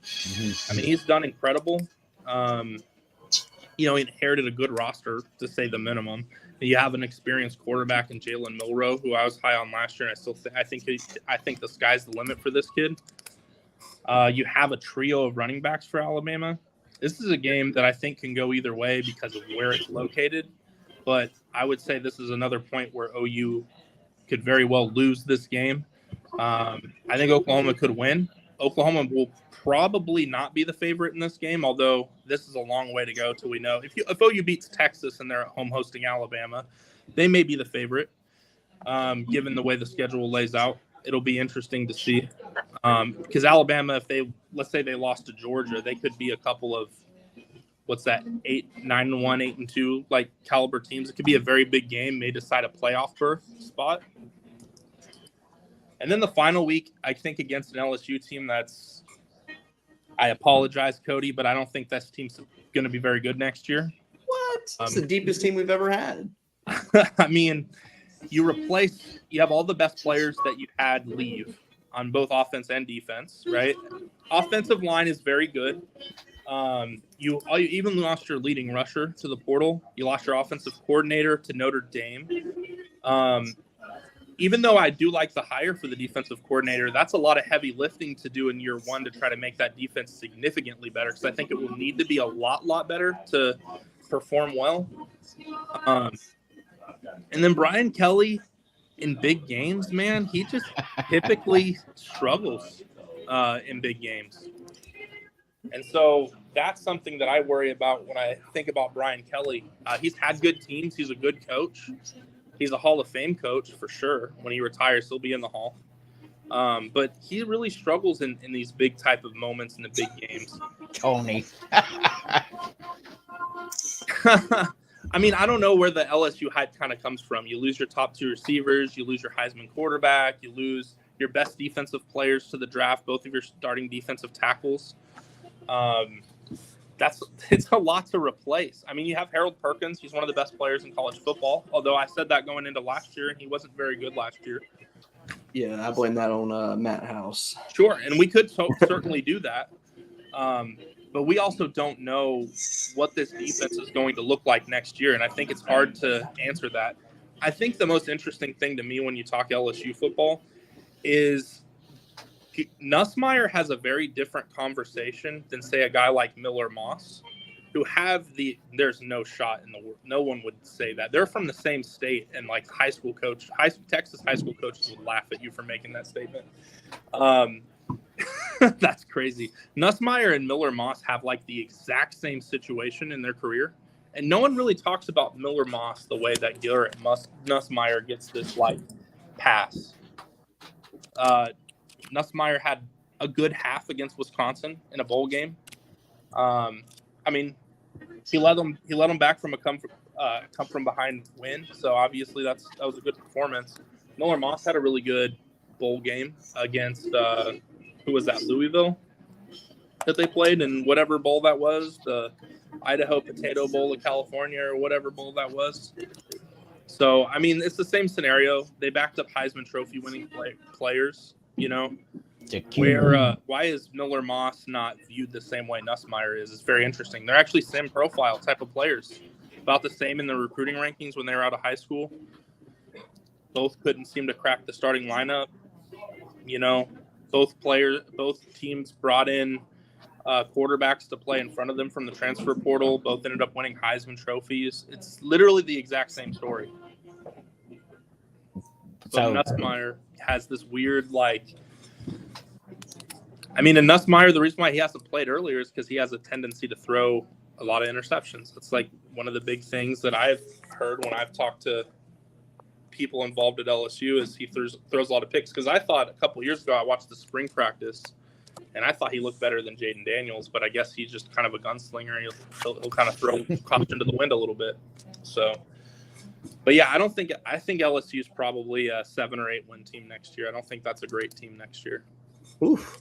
I don't think that'll be a much of a game. I think LSU won't have as much to play for as Oklahoma going into that last week. So final synopsis. What is Oklahoma's final record? I say OU drops 2 of the 3 games that I think that are losable on the schedule. And I'll say I think 10-2. I think they go to the college football playoff next year. Not go to the SEC championship game. They'll be a college football playoff team. They'll have among the best defenses in the SEC and in the country next year with the players they have returning and the depth they've got, transfer portal guys they have coming in. You have all-American level players at all three levels of the defense with Dominic Williams, Danny Stutzman, and Billy Bowman. And then you have two really good corners in Woody Washington and Gentry Williams. It's going to be a tough out for a lot of teams.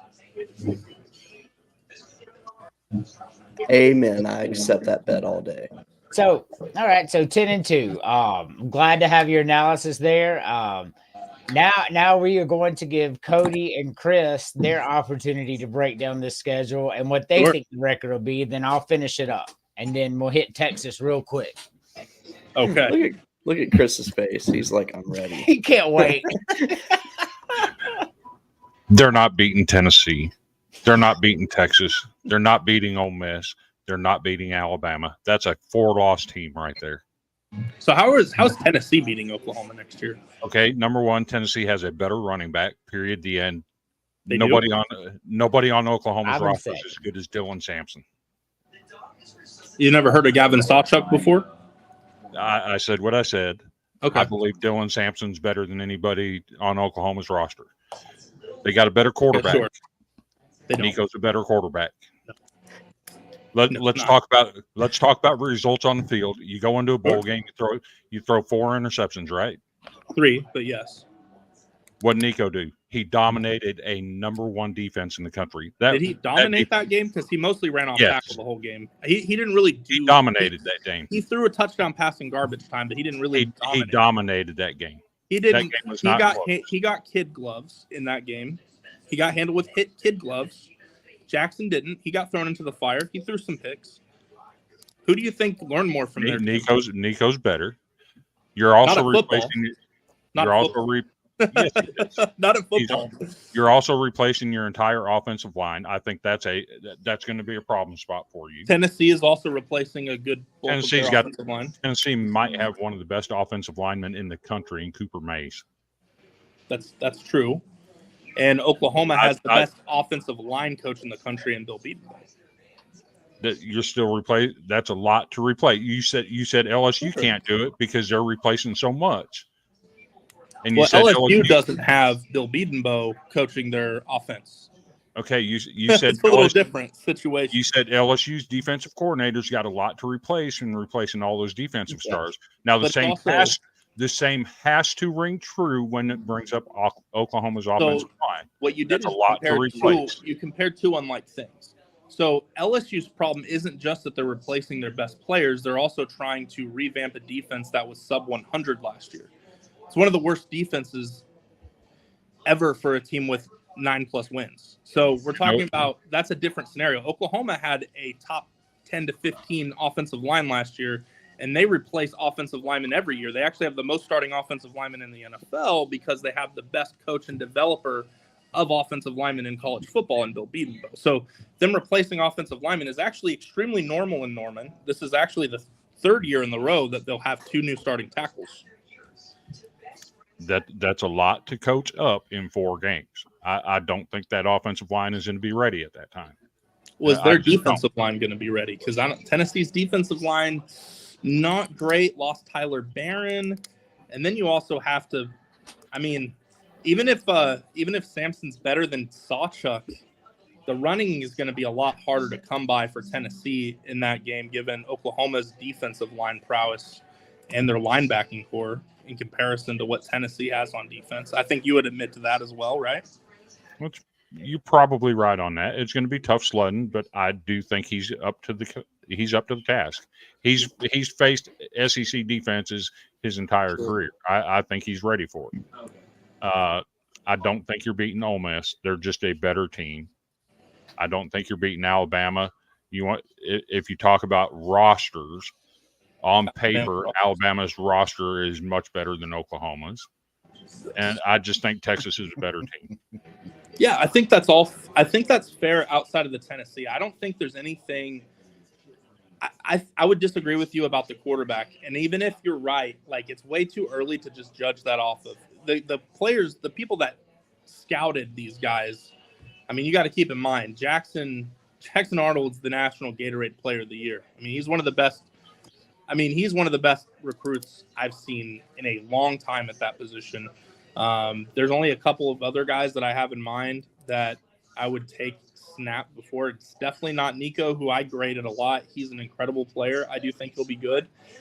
But from a pure passing standpoint, certainly Jackson's a better player than Nico. Not this year. I'm sorry? No, he said that he thought Georgia came to Norman. No, not this year. No, they were supposed to come last year, but the SEC had to intervene because of the scheduling.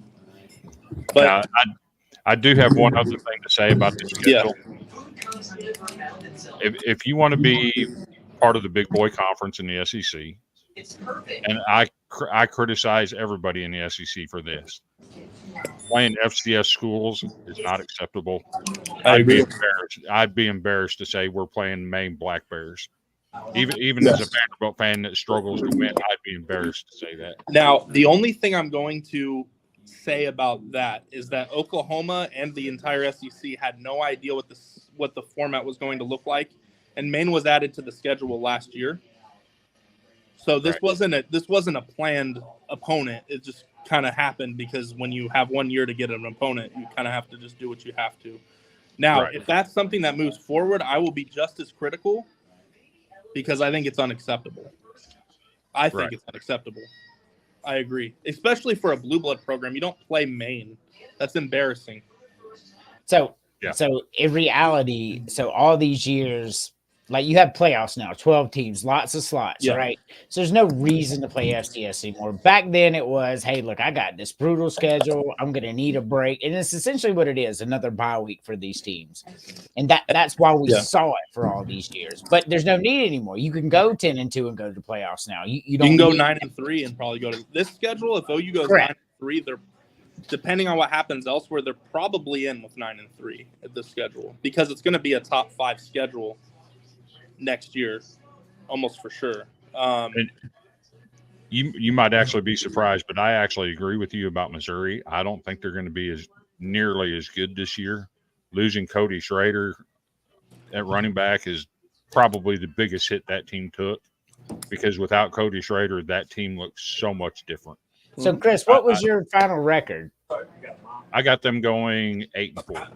8-4. Hey, look, this is a good time to take our last commercial break real quick. It looks like it's perfect for all of us. So when we come back, he's escorting that man to the bathroom. He is. So when we come back, Cody, we'll let you go and then I'll go. We'll see you all in 2 minutes. All right. Boy, that's mediocre.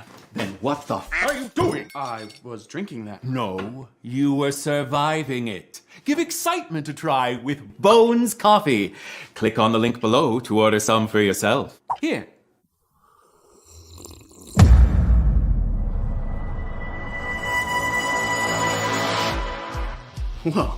Whoa is right.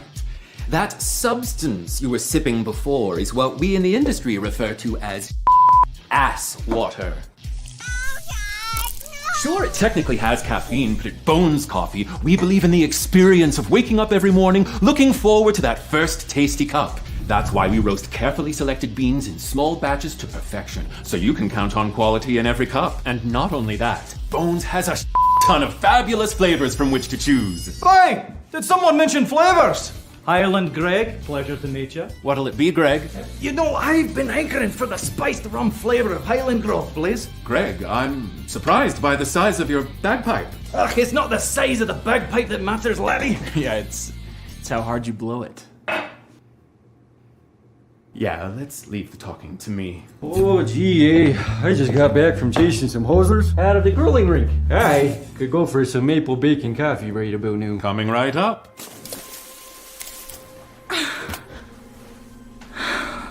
Hey, kid. You single? Yeah. That's why this place looks like Here you are, my salty siren. Thanks. I need the salted caramel chocolate pick-me-up after dealing with this loser.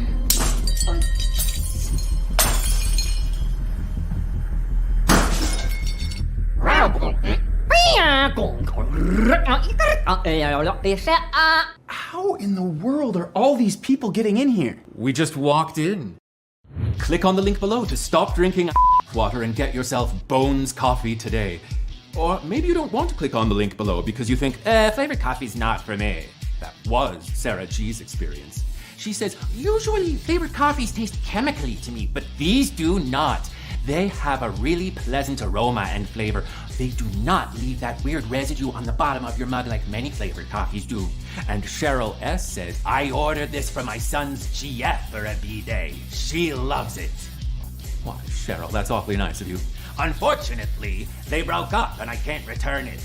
Frowny face. Well, that's awkward. At least she liked it, though. Stop settling for mediocrity and order Bones Coffee today.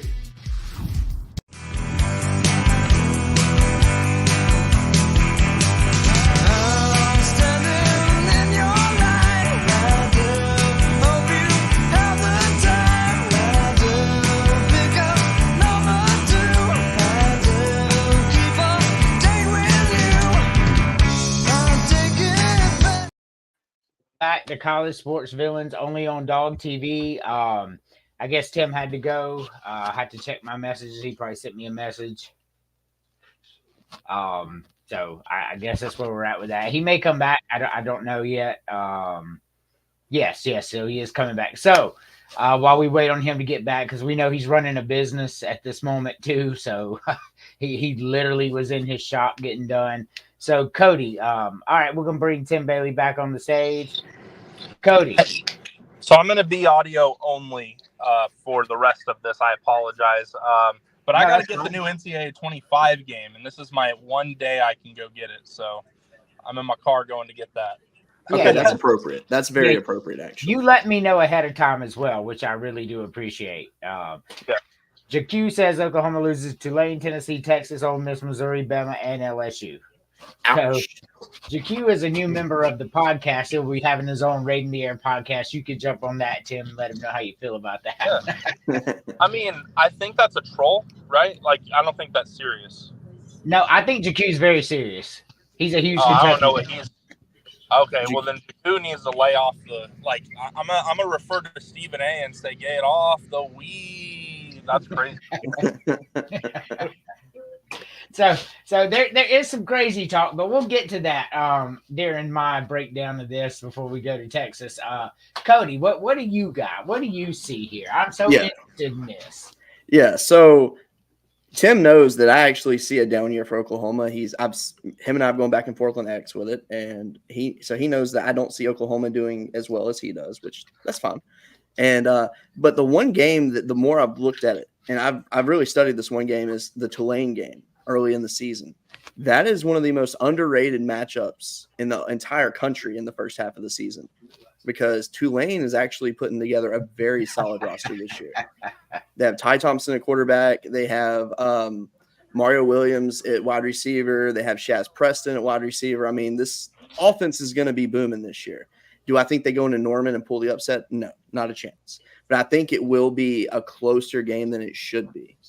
That being said, Tennessee game for me is a toss-up. If it was in Knoxville, I think I would 100% go Tennessee. Being in Norman, I think that is a challenge. But after seeing what Tennessee was able to do in Baton Rouge and essentially take over the stadium, I actually have faith in them. And when you have Squirrel White at wide receiver, you have Brew McCoy. I mean, just those two guys alone on that offense make this a totally different kind of team. And I think that Gavin Sawchuk is actually one of the best complete athletes in the entire country, actually. I think Oklahoma has a gym with him, and I think he is going to go off this year, and I think he's going to actually take a lot off the shoulders of Jackson Arnold. I think that he will be able to be that factor to make it a more balanced style of offense for Oklahoma coming in the SEC, and that's really going to help them out. And I think that the Auburn game in Auburn, I think that's actually going to be an embarrassing game right there. I think Auburn fans are going to be hyped up for it, and I think it's going to be a fun stadium environment.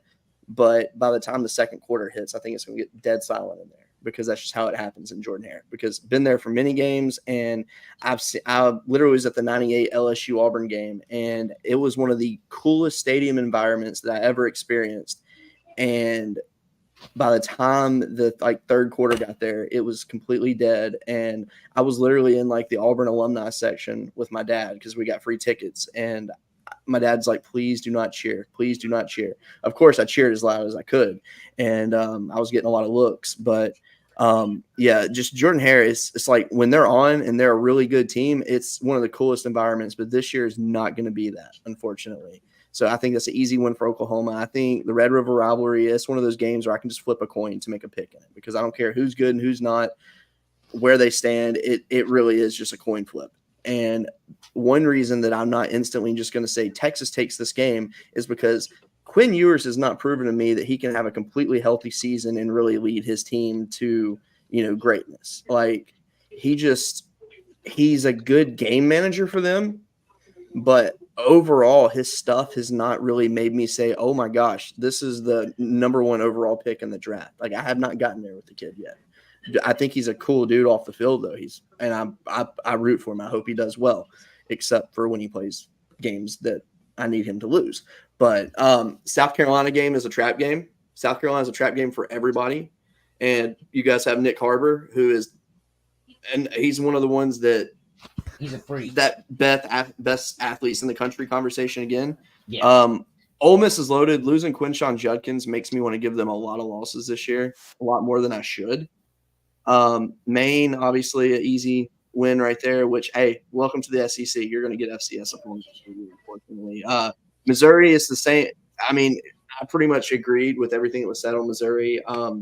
I think Missouri is going to be a little bit better. I mean, they did replace Cody Schrader with Marcus Carroll, who is a very talented running back.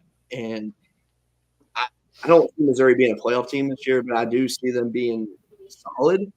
But you got Alabama and Norman. That's actually a winnable game for Oklahoma right there because obviously Norman's not an easy place to play in. And with Alabama, I mean, sure, you have a good team for DeBoer to start with, but is that team going to match his philosophy?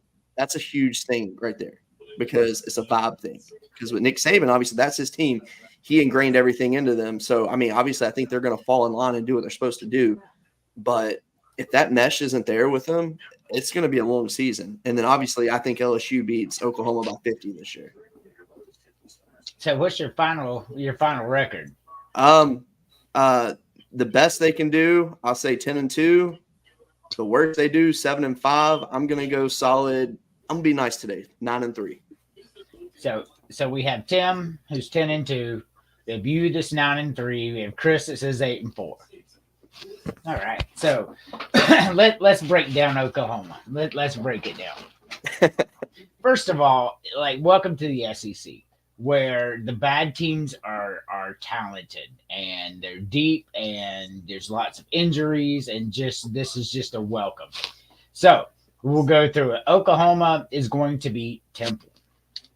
Oklahoma is going to beat Houston. Oklahoma is going to beat Tulane. Oklahoma is not going to beat Tennessee. I watched Tennessee a lot last year. I see a lot that they're doing. To Cody's point, he watched them go in there and take over LSU Stadium, which is the number one toughest place to play in the country. And you're either a liar if you say they're not, or you're a hater. Those are the only two reasons. Because I do not like LSU. They're not one of my favorite teams. And yet you're wearing our shirt today. What the hell? Yeah, man? What I'm saying is I'm not partial to them. No, but going to Death Valley is the hardest place to play in the country. If I remember hearing all these things, that's where the opponent's dreams go to die. Mm-hmm. But I digress. We're not there yet. We're not in LSU. So I think they take a loss to Tennessee. Auburn is just god awful. Good stadium, good, like he said, but they are not a very good, and their coach is not very good. I agree with Tim. He's one of the most overrated coaches I've probably ever seen, based on a few big wins here and there. He can't even win in his marriage. Come on. This guy. So So they're beating Auburn. So now we go to Texas. We say it's a coin flip game because it's a rivalry game, and I certainly understand that. But Texas, this is where I'm going to disagree with a couple of things that y'all said. Texas is that good. Texas really, really had no business losing to Washington last year. None. Shouldn't have happened. I agree there. Shit happens, but Texas should have been the national championship game last year. 100% should have been there. And Texas versus Michigan would have been a much better game. Texas is good. Quinn Ewers is good. Texas is elite. Like I'll do the top 10 on Dylan's like I always do, but I promise you, Texas is in my top 2, and I'll leave it at that. Like that's how good I think Texas is. So I think that's a loss. I love the Gamecocks. Like if you can't tell that by now, but this is just not a game that we are ready to win. It is one of those things where we are loaded with talent. Like head to head, we can pop with people. The problem is depth. We don't have a lot of it in some of the key areas. So once the game starts going on, that's why you see South Carolina in these games deep into the third quarter, and then halfway through the fourth quarter, it's over. That's just the reality of our depth situation right now. South Carolina's not winning this game. Ole Miss and Oklahoma. I heard Skip Bayless was on. That's right, Colin. Ole Miss and Oklahoma are so parallel to me. You could not have two teams that are so similar in the things that they do, the talent level, the coaching, right? Because I honestly think Lane Kiffin's a little better coach than Brent Venables. And if this game was in Norman, I'm probably giving this game to Oklahoma. But since this game's at Ole Miss, I'm going to give this to Ole Miss. Maine, no. I agree with Tim and Chris both on this. Missouri's going to take a huge step back. It was a paper flash last year. I said it all year. You can go back and watch the receipts, like all my shows. It was just one of those where everything lined up well. Like when Will Muschamp won 9 games at South Carolina that year, we weren't that good. It was just one of those years that like the teams that we could beat lined up very, very nicely for us. So then we go to Alabama. Man, so here's the thing about Kalen DeBoer. Not only could he put transfer pieces together well, which is what he did at Washington and rode it to the national championship game, right? Well, he inherits a better team in Alabama than he had in Washington last year. And he brought in some pieces. This game right here is not going to be – it's not going to be for the weak. I struggle with this because, once again, culture versus mercenaries. I think Alabama wins this game. So then we go into LSU, right? Because right now I've got them at 4 losses. Like that's crazy talk for Oklahoma, right? But not only welcome to the SEC, but look at the fucking schedule the SEC gave Oklahoma for their first fucking year. This shit is brutal. This is one of the more brutal schedules that we've previewed on Villains, and we previewed a lot. Like, this is an absolute brutal schedule. I mean, it's unreal. And then you go to LSU, right? Here's where I think LSU and Oklahoma, I think Oklahoma may be a little better than LSU this year, but here's the problem.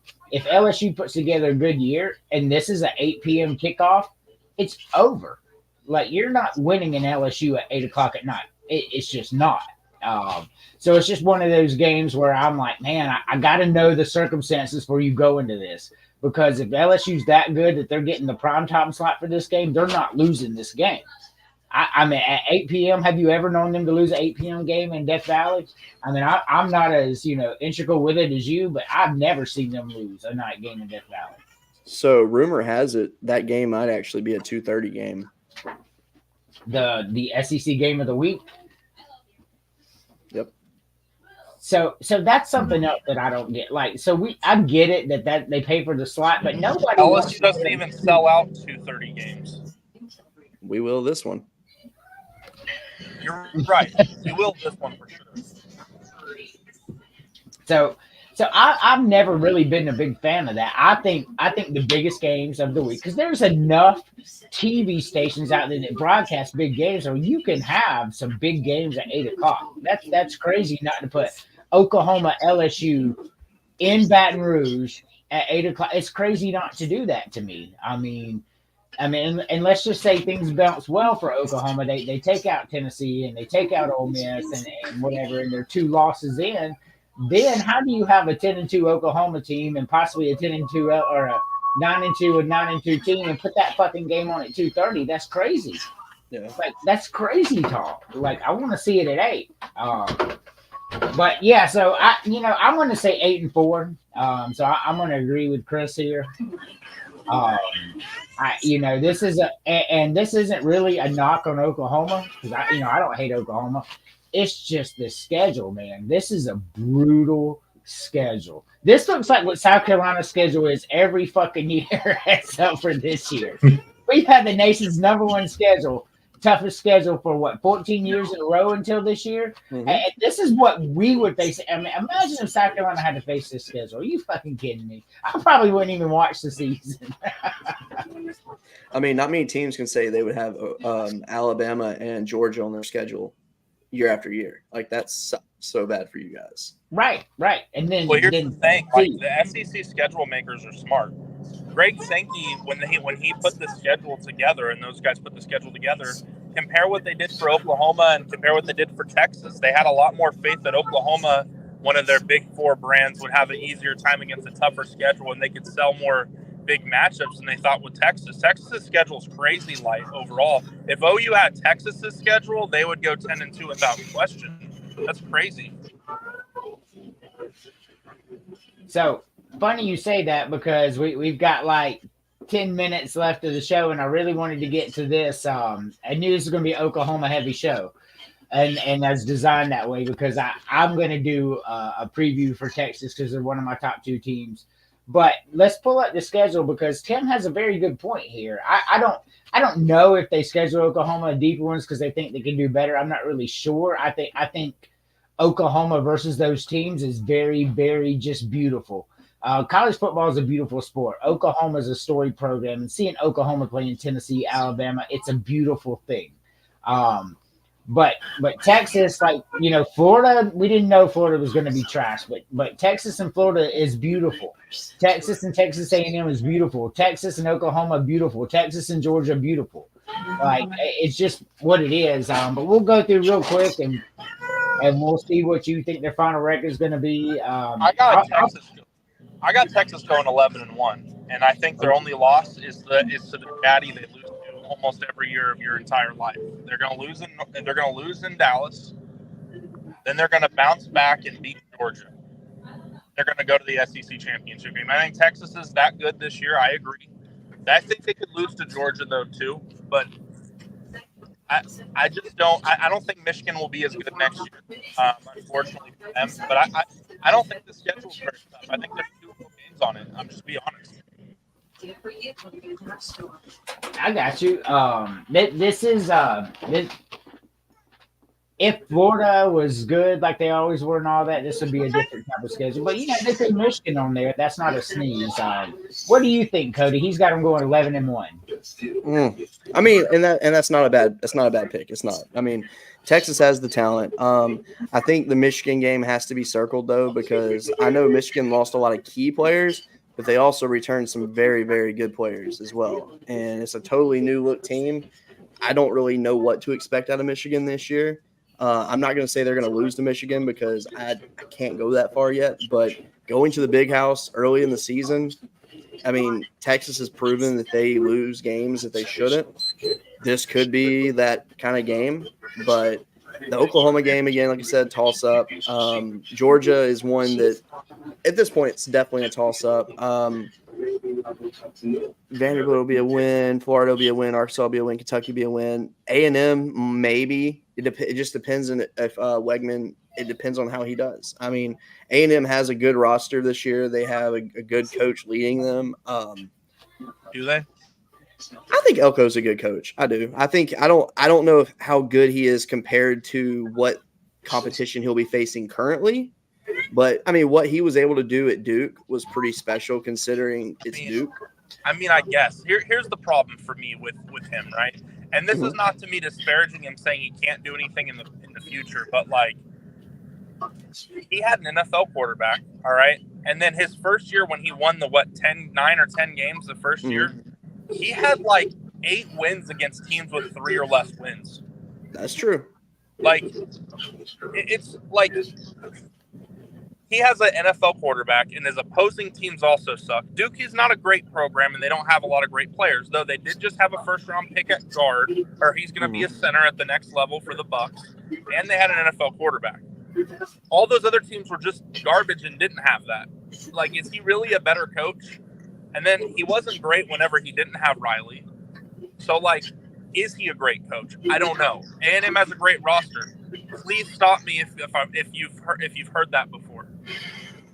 I mean, you're not wrong. Your analysis there is 100% on point. I actually agree with that. I think Texas has games that are just question marks realistically, but 11-1 is a very safe call. And that one loss could be Georgia or it could be Oklahoma. Lone Star Showdown, though, I will give you that Texas A&M will care an awful lot about that game. Oh, absolutely. Absolutely. They will. So you're saying 11-1 as well? The Alabama Yeah, I'll game. go with. Suddenly they had extra plays and cute shit. And, you know, Elko is a Jimbo disciple, so maybe he'll follow the same suit and he'll pull out all the stops versus Texas. Sure. And yes, you heard that right. They fired their $75 million head coach to replace him with one of his assistants. Yes, that happened. Well, I mean, Arkansas is about to do the same thing this year. Very bold of them to hire their head coach's replacement and put him on the roster. But anyway. That is slightly different, though. That's just because they can't just fire him because they like Sam. They want him to work, but he's not going to, obviously, because that schedule is dumb. Yeah, no. Bobby Petrino will be the head coach of Arkansas before the season's out. So, in my opinion, Chris, what you got? So I actually have Texas going 11-1 with their one loss being to Georgia. However, one thing we know about Quinn Ewers is he has had some injury problems in the past. They got a pretty good backup. If he gets hurt, 11-1, all bets are off. Because then you can come into some of these games with Arch Manning as your quarterback. That throws. I think Oklahoma could beat them with Arch Manning back there. I think Kentucky would give them fits if Arch Manning's your quarterback. Just so we know, Texas was a better team last year than they're going to be this year, and Oklahoma beat them with Quinn Ewers playing. I just want to make sure that we all know that. That's true. That is true. And like I said, I think their season is going to depend on Quinn Ewers staying healthy. Because if he gets hurt, I think all bets are off. But we can say that with every team, though. Honestly, like we go through Alabama, but if Milroe gets hurt, for Oklahoma, if Jackson Arnold gets hurt, they are in big fucking trouble next year. Let me not lie to y'all. And just like I told you guys, what you guys didn't know me, but I told everybody in 2022 when OU had that horrible season, if Dylan Gabriel is not available, OU cannot win.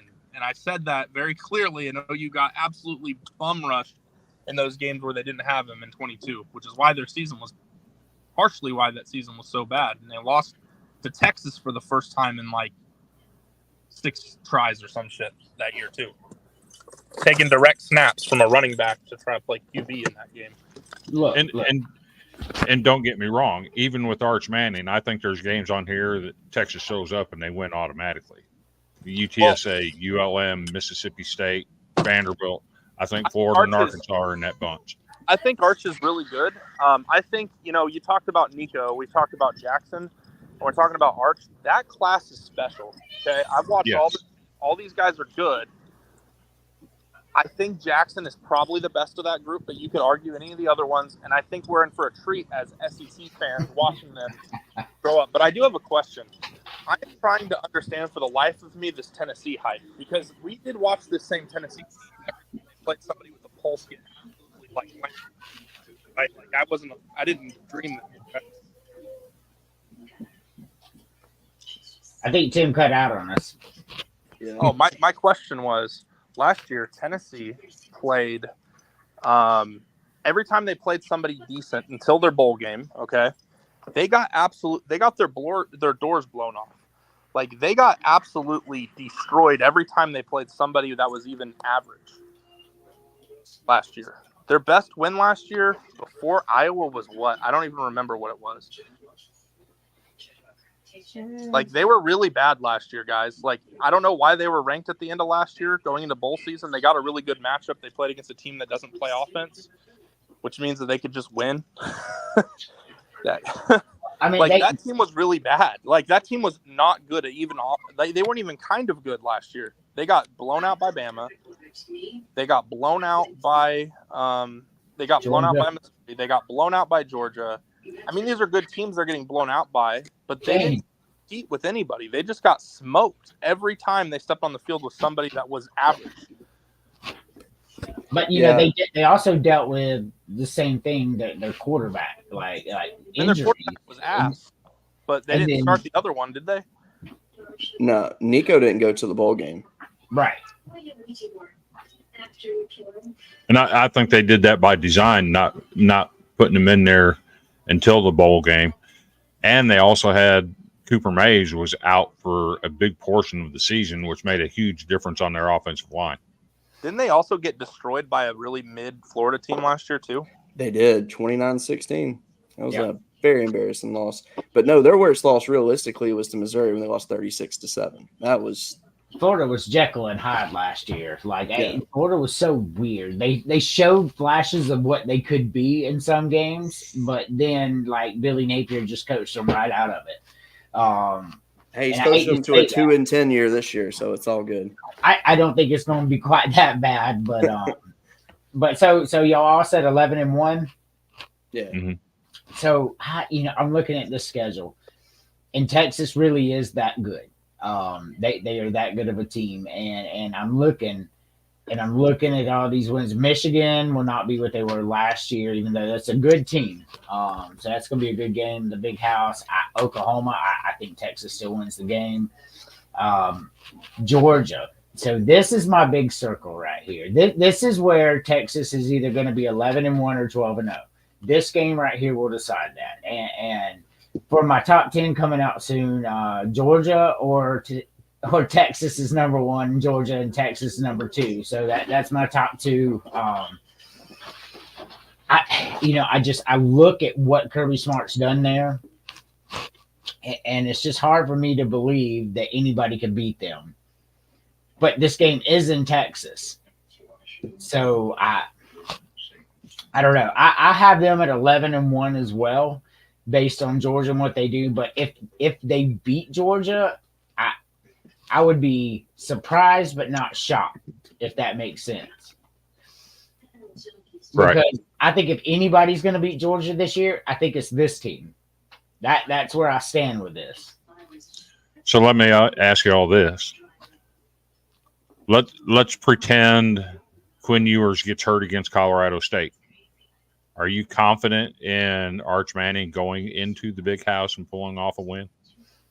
Yes, because let me look at, once again, when I say Texas is deep, I mean in every area and every facet, right? So and I know Arch Manning hasn't played, but they will give him enough weapons out there to beat Michigan. I believe that. I think Michigan if you look at who's out there, that matters. Who you're throwing to, who's blocking for you, who's running the ball. All that stuff matters. And Texas has all of those weapons, whether we like them or not, right? They have them all. And they have weapons. Their secondary should be a weak point again next year, especially at safety. I think that's their biggest issue. And then let's not understate some of the guys they lost. They lost one of the best linebackers they've had in school history. They have Anthony Hill coming in who to start. These are business cards. Thank you, sir. Appreciate it. I'm gonna get out of here so you can close up. Well, let's also not pretend like Arch Manning's trash either. I mean, we pretend like Jackson Arnold's trash, and he was a better high school player than him. I mean, I've watched Jackson Arnold play one game personally, and it was brutal for him. It was brutal in spots for him, for sure. He sure did. He had some great moments too in that game. He did throw it 50-something times. He did, like I tried to explain to people, he didn't get handled with kid gloves. They could have went in there with a game plan like they did with Nico, and let him just run and hand the ball off, and let him not run the offense and just do nothing the whole game, and then maybe have him throw a play action touchdown with 2 minutes left. But how does that evolve your game and make you a better player? What's the value in doing what Tennessee did for Nico? You know what I mean? What did Nico learn by just, running a bunch and punting and not doing anything the whole game and not getting a chance to stretch the field. And what did you learn about Nico in that game? That he's a really good runner? Because I already knew that. You didn't have to learn anything about him. I mean, it was really a situation where you just need to score 3 points and you're probably going to win that game. Correct. So the point of the game was to run out the time as quickly as possible without any injuries. Let's call it what it was. That's exactly what Tennessee did in that game. The other thing for Oklahoma is in that game in the Alamo Bowl, Jackson Arnold looked like he had gotten over those early first 2 interceptions, which were both timing interceptions, by the way, where you don't play enough with your number one offense. He threw one with bad timing to Drake Stoops, a guy he doesn't practice with all season. He had one where a guy just jumped a route. He was a little aggressive. You know what I mean? These are like easily fixable interceptions. And it looked like he started dominating, and it looked like he was dominating the remainder of the game. And then Farouk had that crazy fumble that changed the game. Like we're talking totally different if Farouk hangs onto that football. We're talking about how Jackson Arnold bounced back and looked dominant. Oh, my God, look at how amazing he is. But we're not because of that situation that happened in the game. And it's part of football, and I get it. But what I'm saying is, like, people always jump to conclusions off of a play or two or 1 or 2 games. Like, as if this guy didn't also put up, like, almost 600 yards of offense in this game, too. He was no slapdick in this game. He had some turnovers. He's got to clean that up. There's no question. But he did not look like, oh, my God, like, he's screwed. He's not going to be able to do anything next year in the SEC. Like, he did stuff you can't teach in that game, too. He has incredible talent. So I think people should just relax a little bit when it comes. And here's my biggest thing. I've been told for years, and this is my question. Oklahoma, I think, even if you're as low on them as possible, they're a top 3 defense in the SEC next year with who they have coming back. There's no doubt. I don't think there's anybody that would argue that point. Still even rank them number 1 at linebacker and in the secondary in the SEC next year. Okay? And they brought in a guy like Dominic Williams on the defensive line. I've been told for years that defense is what wins in the SEC, right? That's what I've been told. So where is this doubt for Oklahoma when we know they're going to be strong on defense because suddenly we're like, hey, they have a different 5-star quarterback and they have a different offensive line like they do almost every year, and that usually doesn't get hurt very badly. But now they have a good defense, and now it's a problem. I'm trying to understand where that logic's coming from. I think you guys can feel where I'm coming from on this because it makes not a whole lot of sense to me based on rhetoric we've heard over the years. Hey, rose-colored glasses, brother. That's what you're looking at it through. I'm not. I'm not at all, actually. I just look at, like, you guys do know that if you look at the team talent rankings, you know where Oklahoma would rank among SEC programs this year, right? In the team talent composite? 4. They have 2 guys you know are going to be All-Americans to start the year. How many other SEC teams have more than 1 All-American that's going to be on the first list this year? Right? This is not a joke of a roster or a team that's going to struggle in every game they play next year. I think it's a little disingenuous the way some of the talking points are, and you don't think those guys hear that in the locker room? You know what I mean? This is guys with. This is the University of Oklahoma. They have blue chip players all over their roster. This is not this is not Ole Miss, who might sometimes every 4 years have a good roster, even though they have a negative 30 blue chip rate because they have guys that stick around so long because they don't go on to the NFL. Like, that's not that situation at OU. Like, they have guys every year. They reload every single season. They recruit like that. So I think it's weird to see how much doubt there is because OU and Texas, the differential between those 2 programs is not wide. And if you look at it from a result standpoint, Oklahoma is a better program than Texas. And I'm just saying. And guess what? Brent Venables was ahead of the curve compared to Sarkisian. Year 2, Sarkisian went 8-5. Brent went 10-3 last year. And he played a consolation game at the end. It was a 10-2 season last year. Sark had an 8-4 season as regular season. Oklahoma looks like they're heading in a tremendously right direction. Look at where they're recruiting on the defensive line in the trenches. They've got the got one of the best defensive line coaches in the country in Todd Bates. They got one of the best offensive line country I can just say, I can't wait till the end of the season. So we can come back and we can revisit these comments. I will. We will. And Tennessee is going to get blown out in Norman, I think. So here's what we're hearing. The SEC is trash. Oklahoma's way better, and we're going to come in and dominate. That's what this is coming off as. I'm just telling you what it sounds like. And here's the thing. I think that there's a level of discussion. The SEC has been consistently the best league for most seasons over the last 20 years, right? Not necessarily every season, but most seasons is the best league, okay? And there are good teams in the league, and the depth is very solid, and there's a lot of guys at the top in comparison to other leagues, right? But I think what people misunderstand about the SEC is they think that just because the SEC has some good teams in the middle that maybe are better than some of the other upper middles around the country, that means some of the best programs in the country couldn't compete. That's not true. That's just not the case. Like, the top programs in the country are in the top not because of a patch on their chest, but because they have a winning culture, they have players, they have coaches. Not because of a patch. And if you want to go with the patch helping Oklahoma, I think it does quite a lot because their financial windfall is an extra $50 million a year, and they are already top 3 in earning last year in all of college football, and that's without taking Big 12 revenue sharing because of the agreement with the Big 12. So the resources at Oklahoma, they're very strong. Like, this is not a program that destined to struggle. Now, a given year, I understand the doubts with the offensive line. I do think Bill Beaton's track record speaks for itself, but you've got to see it first, and I respect that. I like the players that Oklahoma has on the offensive line, but they're not experienced, so you have to see them together. It doesn't matter how good they are on paper. Offensive lines are about gelling together. It's not about how many 5-stars you have or how many good talented guys you have. You have to have more together as a unit, and that's a fair point, right? Bill Beaton's track record when replacing several offensive linemen is quite good, but you have to see it. And I respect that. Jackson Arnold is starting really for the first time this year, so you have to see that. The precedent for Oklahoma quarterbacks is quite good in their first year starting. I would say that's a pretty accurate statement, too. And the weapons he's throwing to, quite good. Nobody's disagreeing with Oklahoma's resources at all. This is the thing that I think disconnects me the most isn't the losses to, like, Ole Miss or Alabama or Texas that are on the same card. But where is this Tennessee idea coming from? Because Tennessee is not a great program. Hey, the good part about that is they're not even they're an average.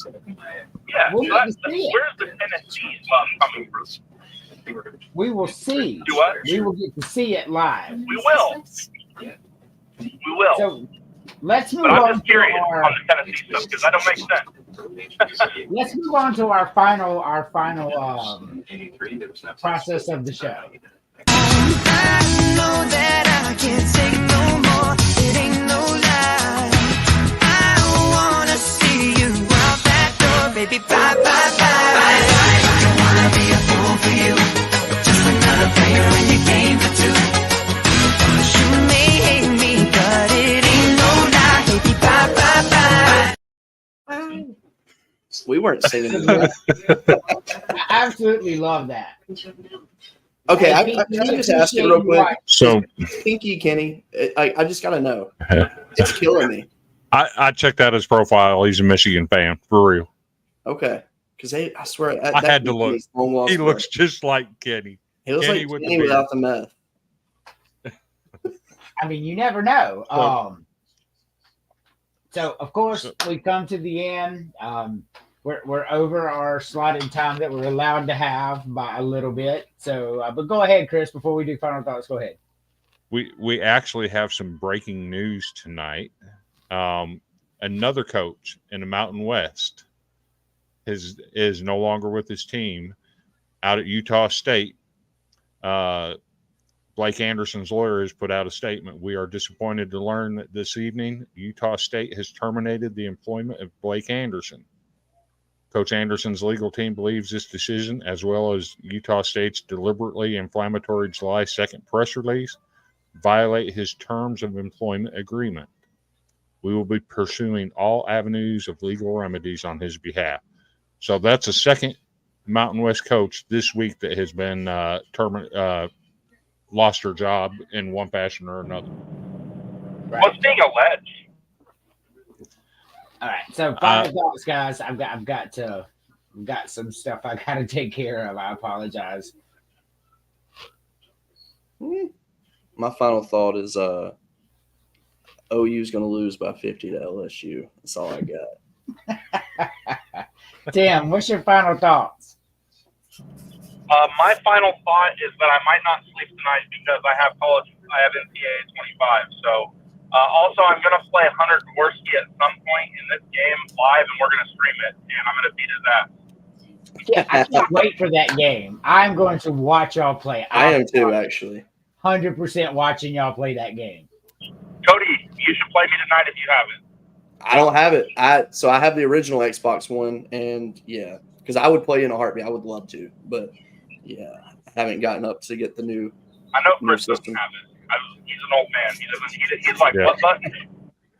Right. I don't, but Cody's problem is he got too many chillins running around to be able to afford a new game. Oh, Tim knows. Tim knows firsthand. I do.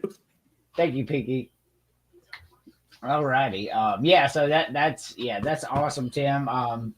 NCAA 25, you're gonna fucking love it. Like, I'm telling you right now, I was up till 4:00 this morning playing that bitch. I just couldn't stop. If you get some time free, you can message me. We'll play tonight, Andrew. Yeah, I like playing. I love this game. Chris, final thoughts. Final thoughts. Tim Bailey, it's been good to talk football with you. I know we don't agree on a lot of stuff, but it was good talking to you about football. Going forward, I'm ready for the season because I think there's a lot of teams out there that are going to do a little bit better than what people anticipate. And I think there's going to be some top-level teams that people expect good things out of that just aren't going to measure up. So it's going to be exciting. I'm ready for the season already. Yeah. One of the most exciting seasons ever. Likewise, Chris, it's always fun talking to you. We had to stir it up a little bit for the fans at home watching. So that's definitely right. Thank you, guys. All right, everybody, we have come to the end. Had a great show, Tim Bailey. Thank you for coming on. I really appreciate it. I asked him weeks ago to come on and preview Oklahoma.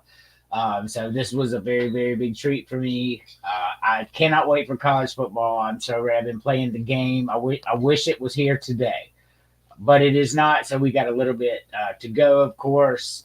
Next week, we'll preview a couple different. Week after, I won't be here. It's my anniversary. Week after that is the South Carolina preview show. Oh, it's going to be a banger. But like I said, you are watching College Sports Villains only on Dog TV. And as always, John 3:16.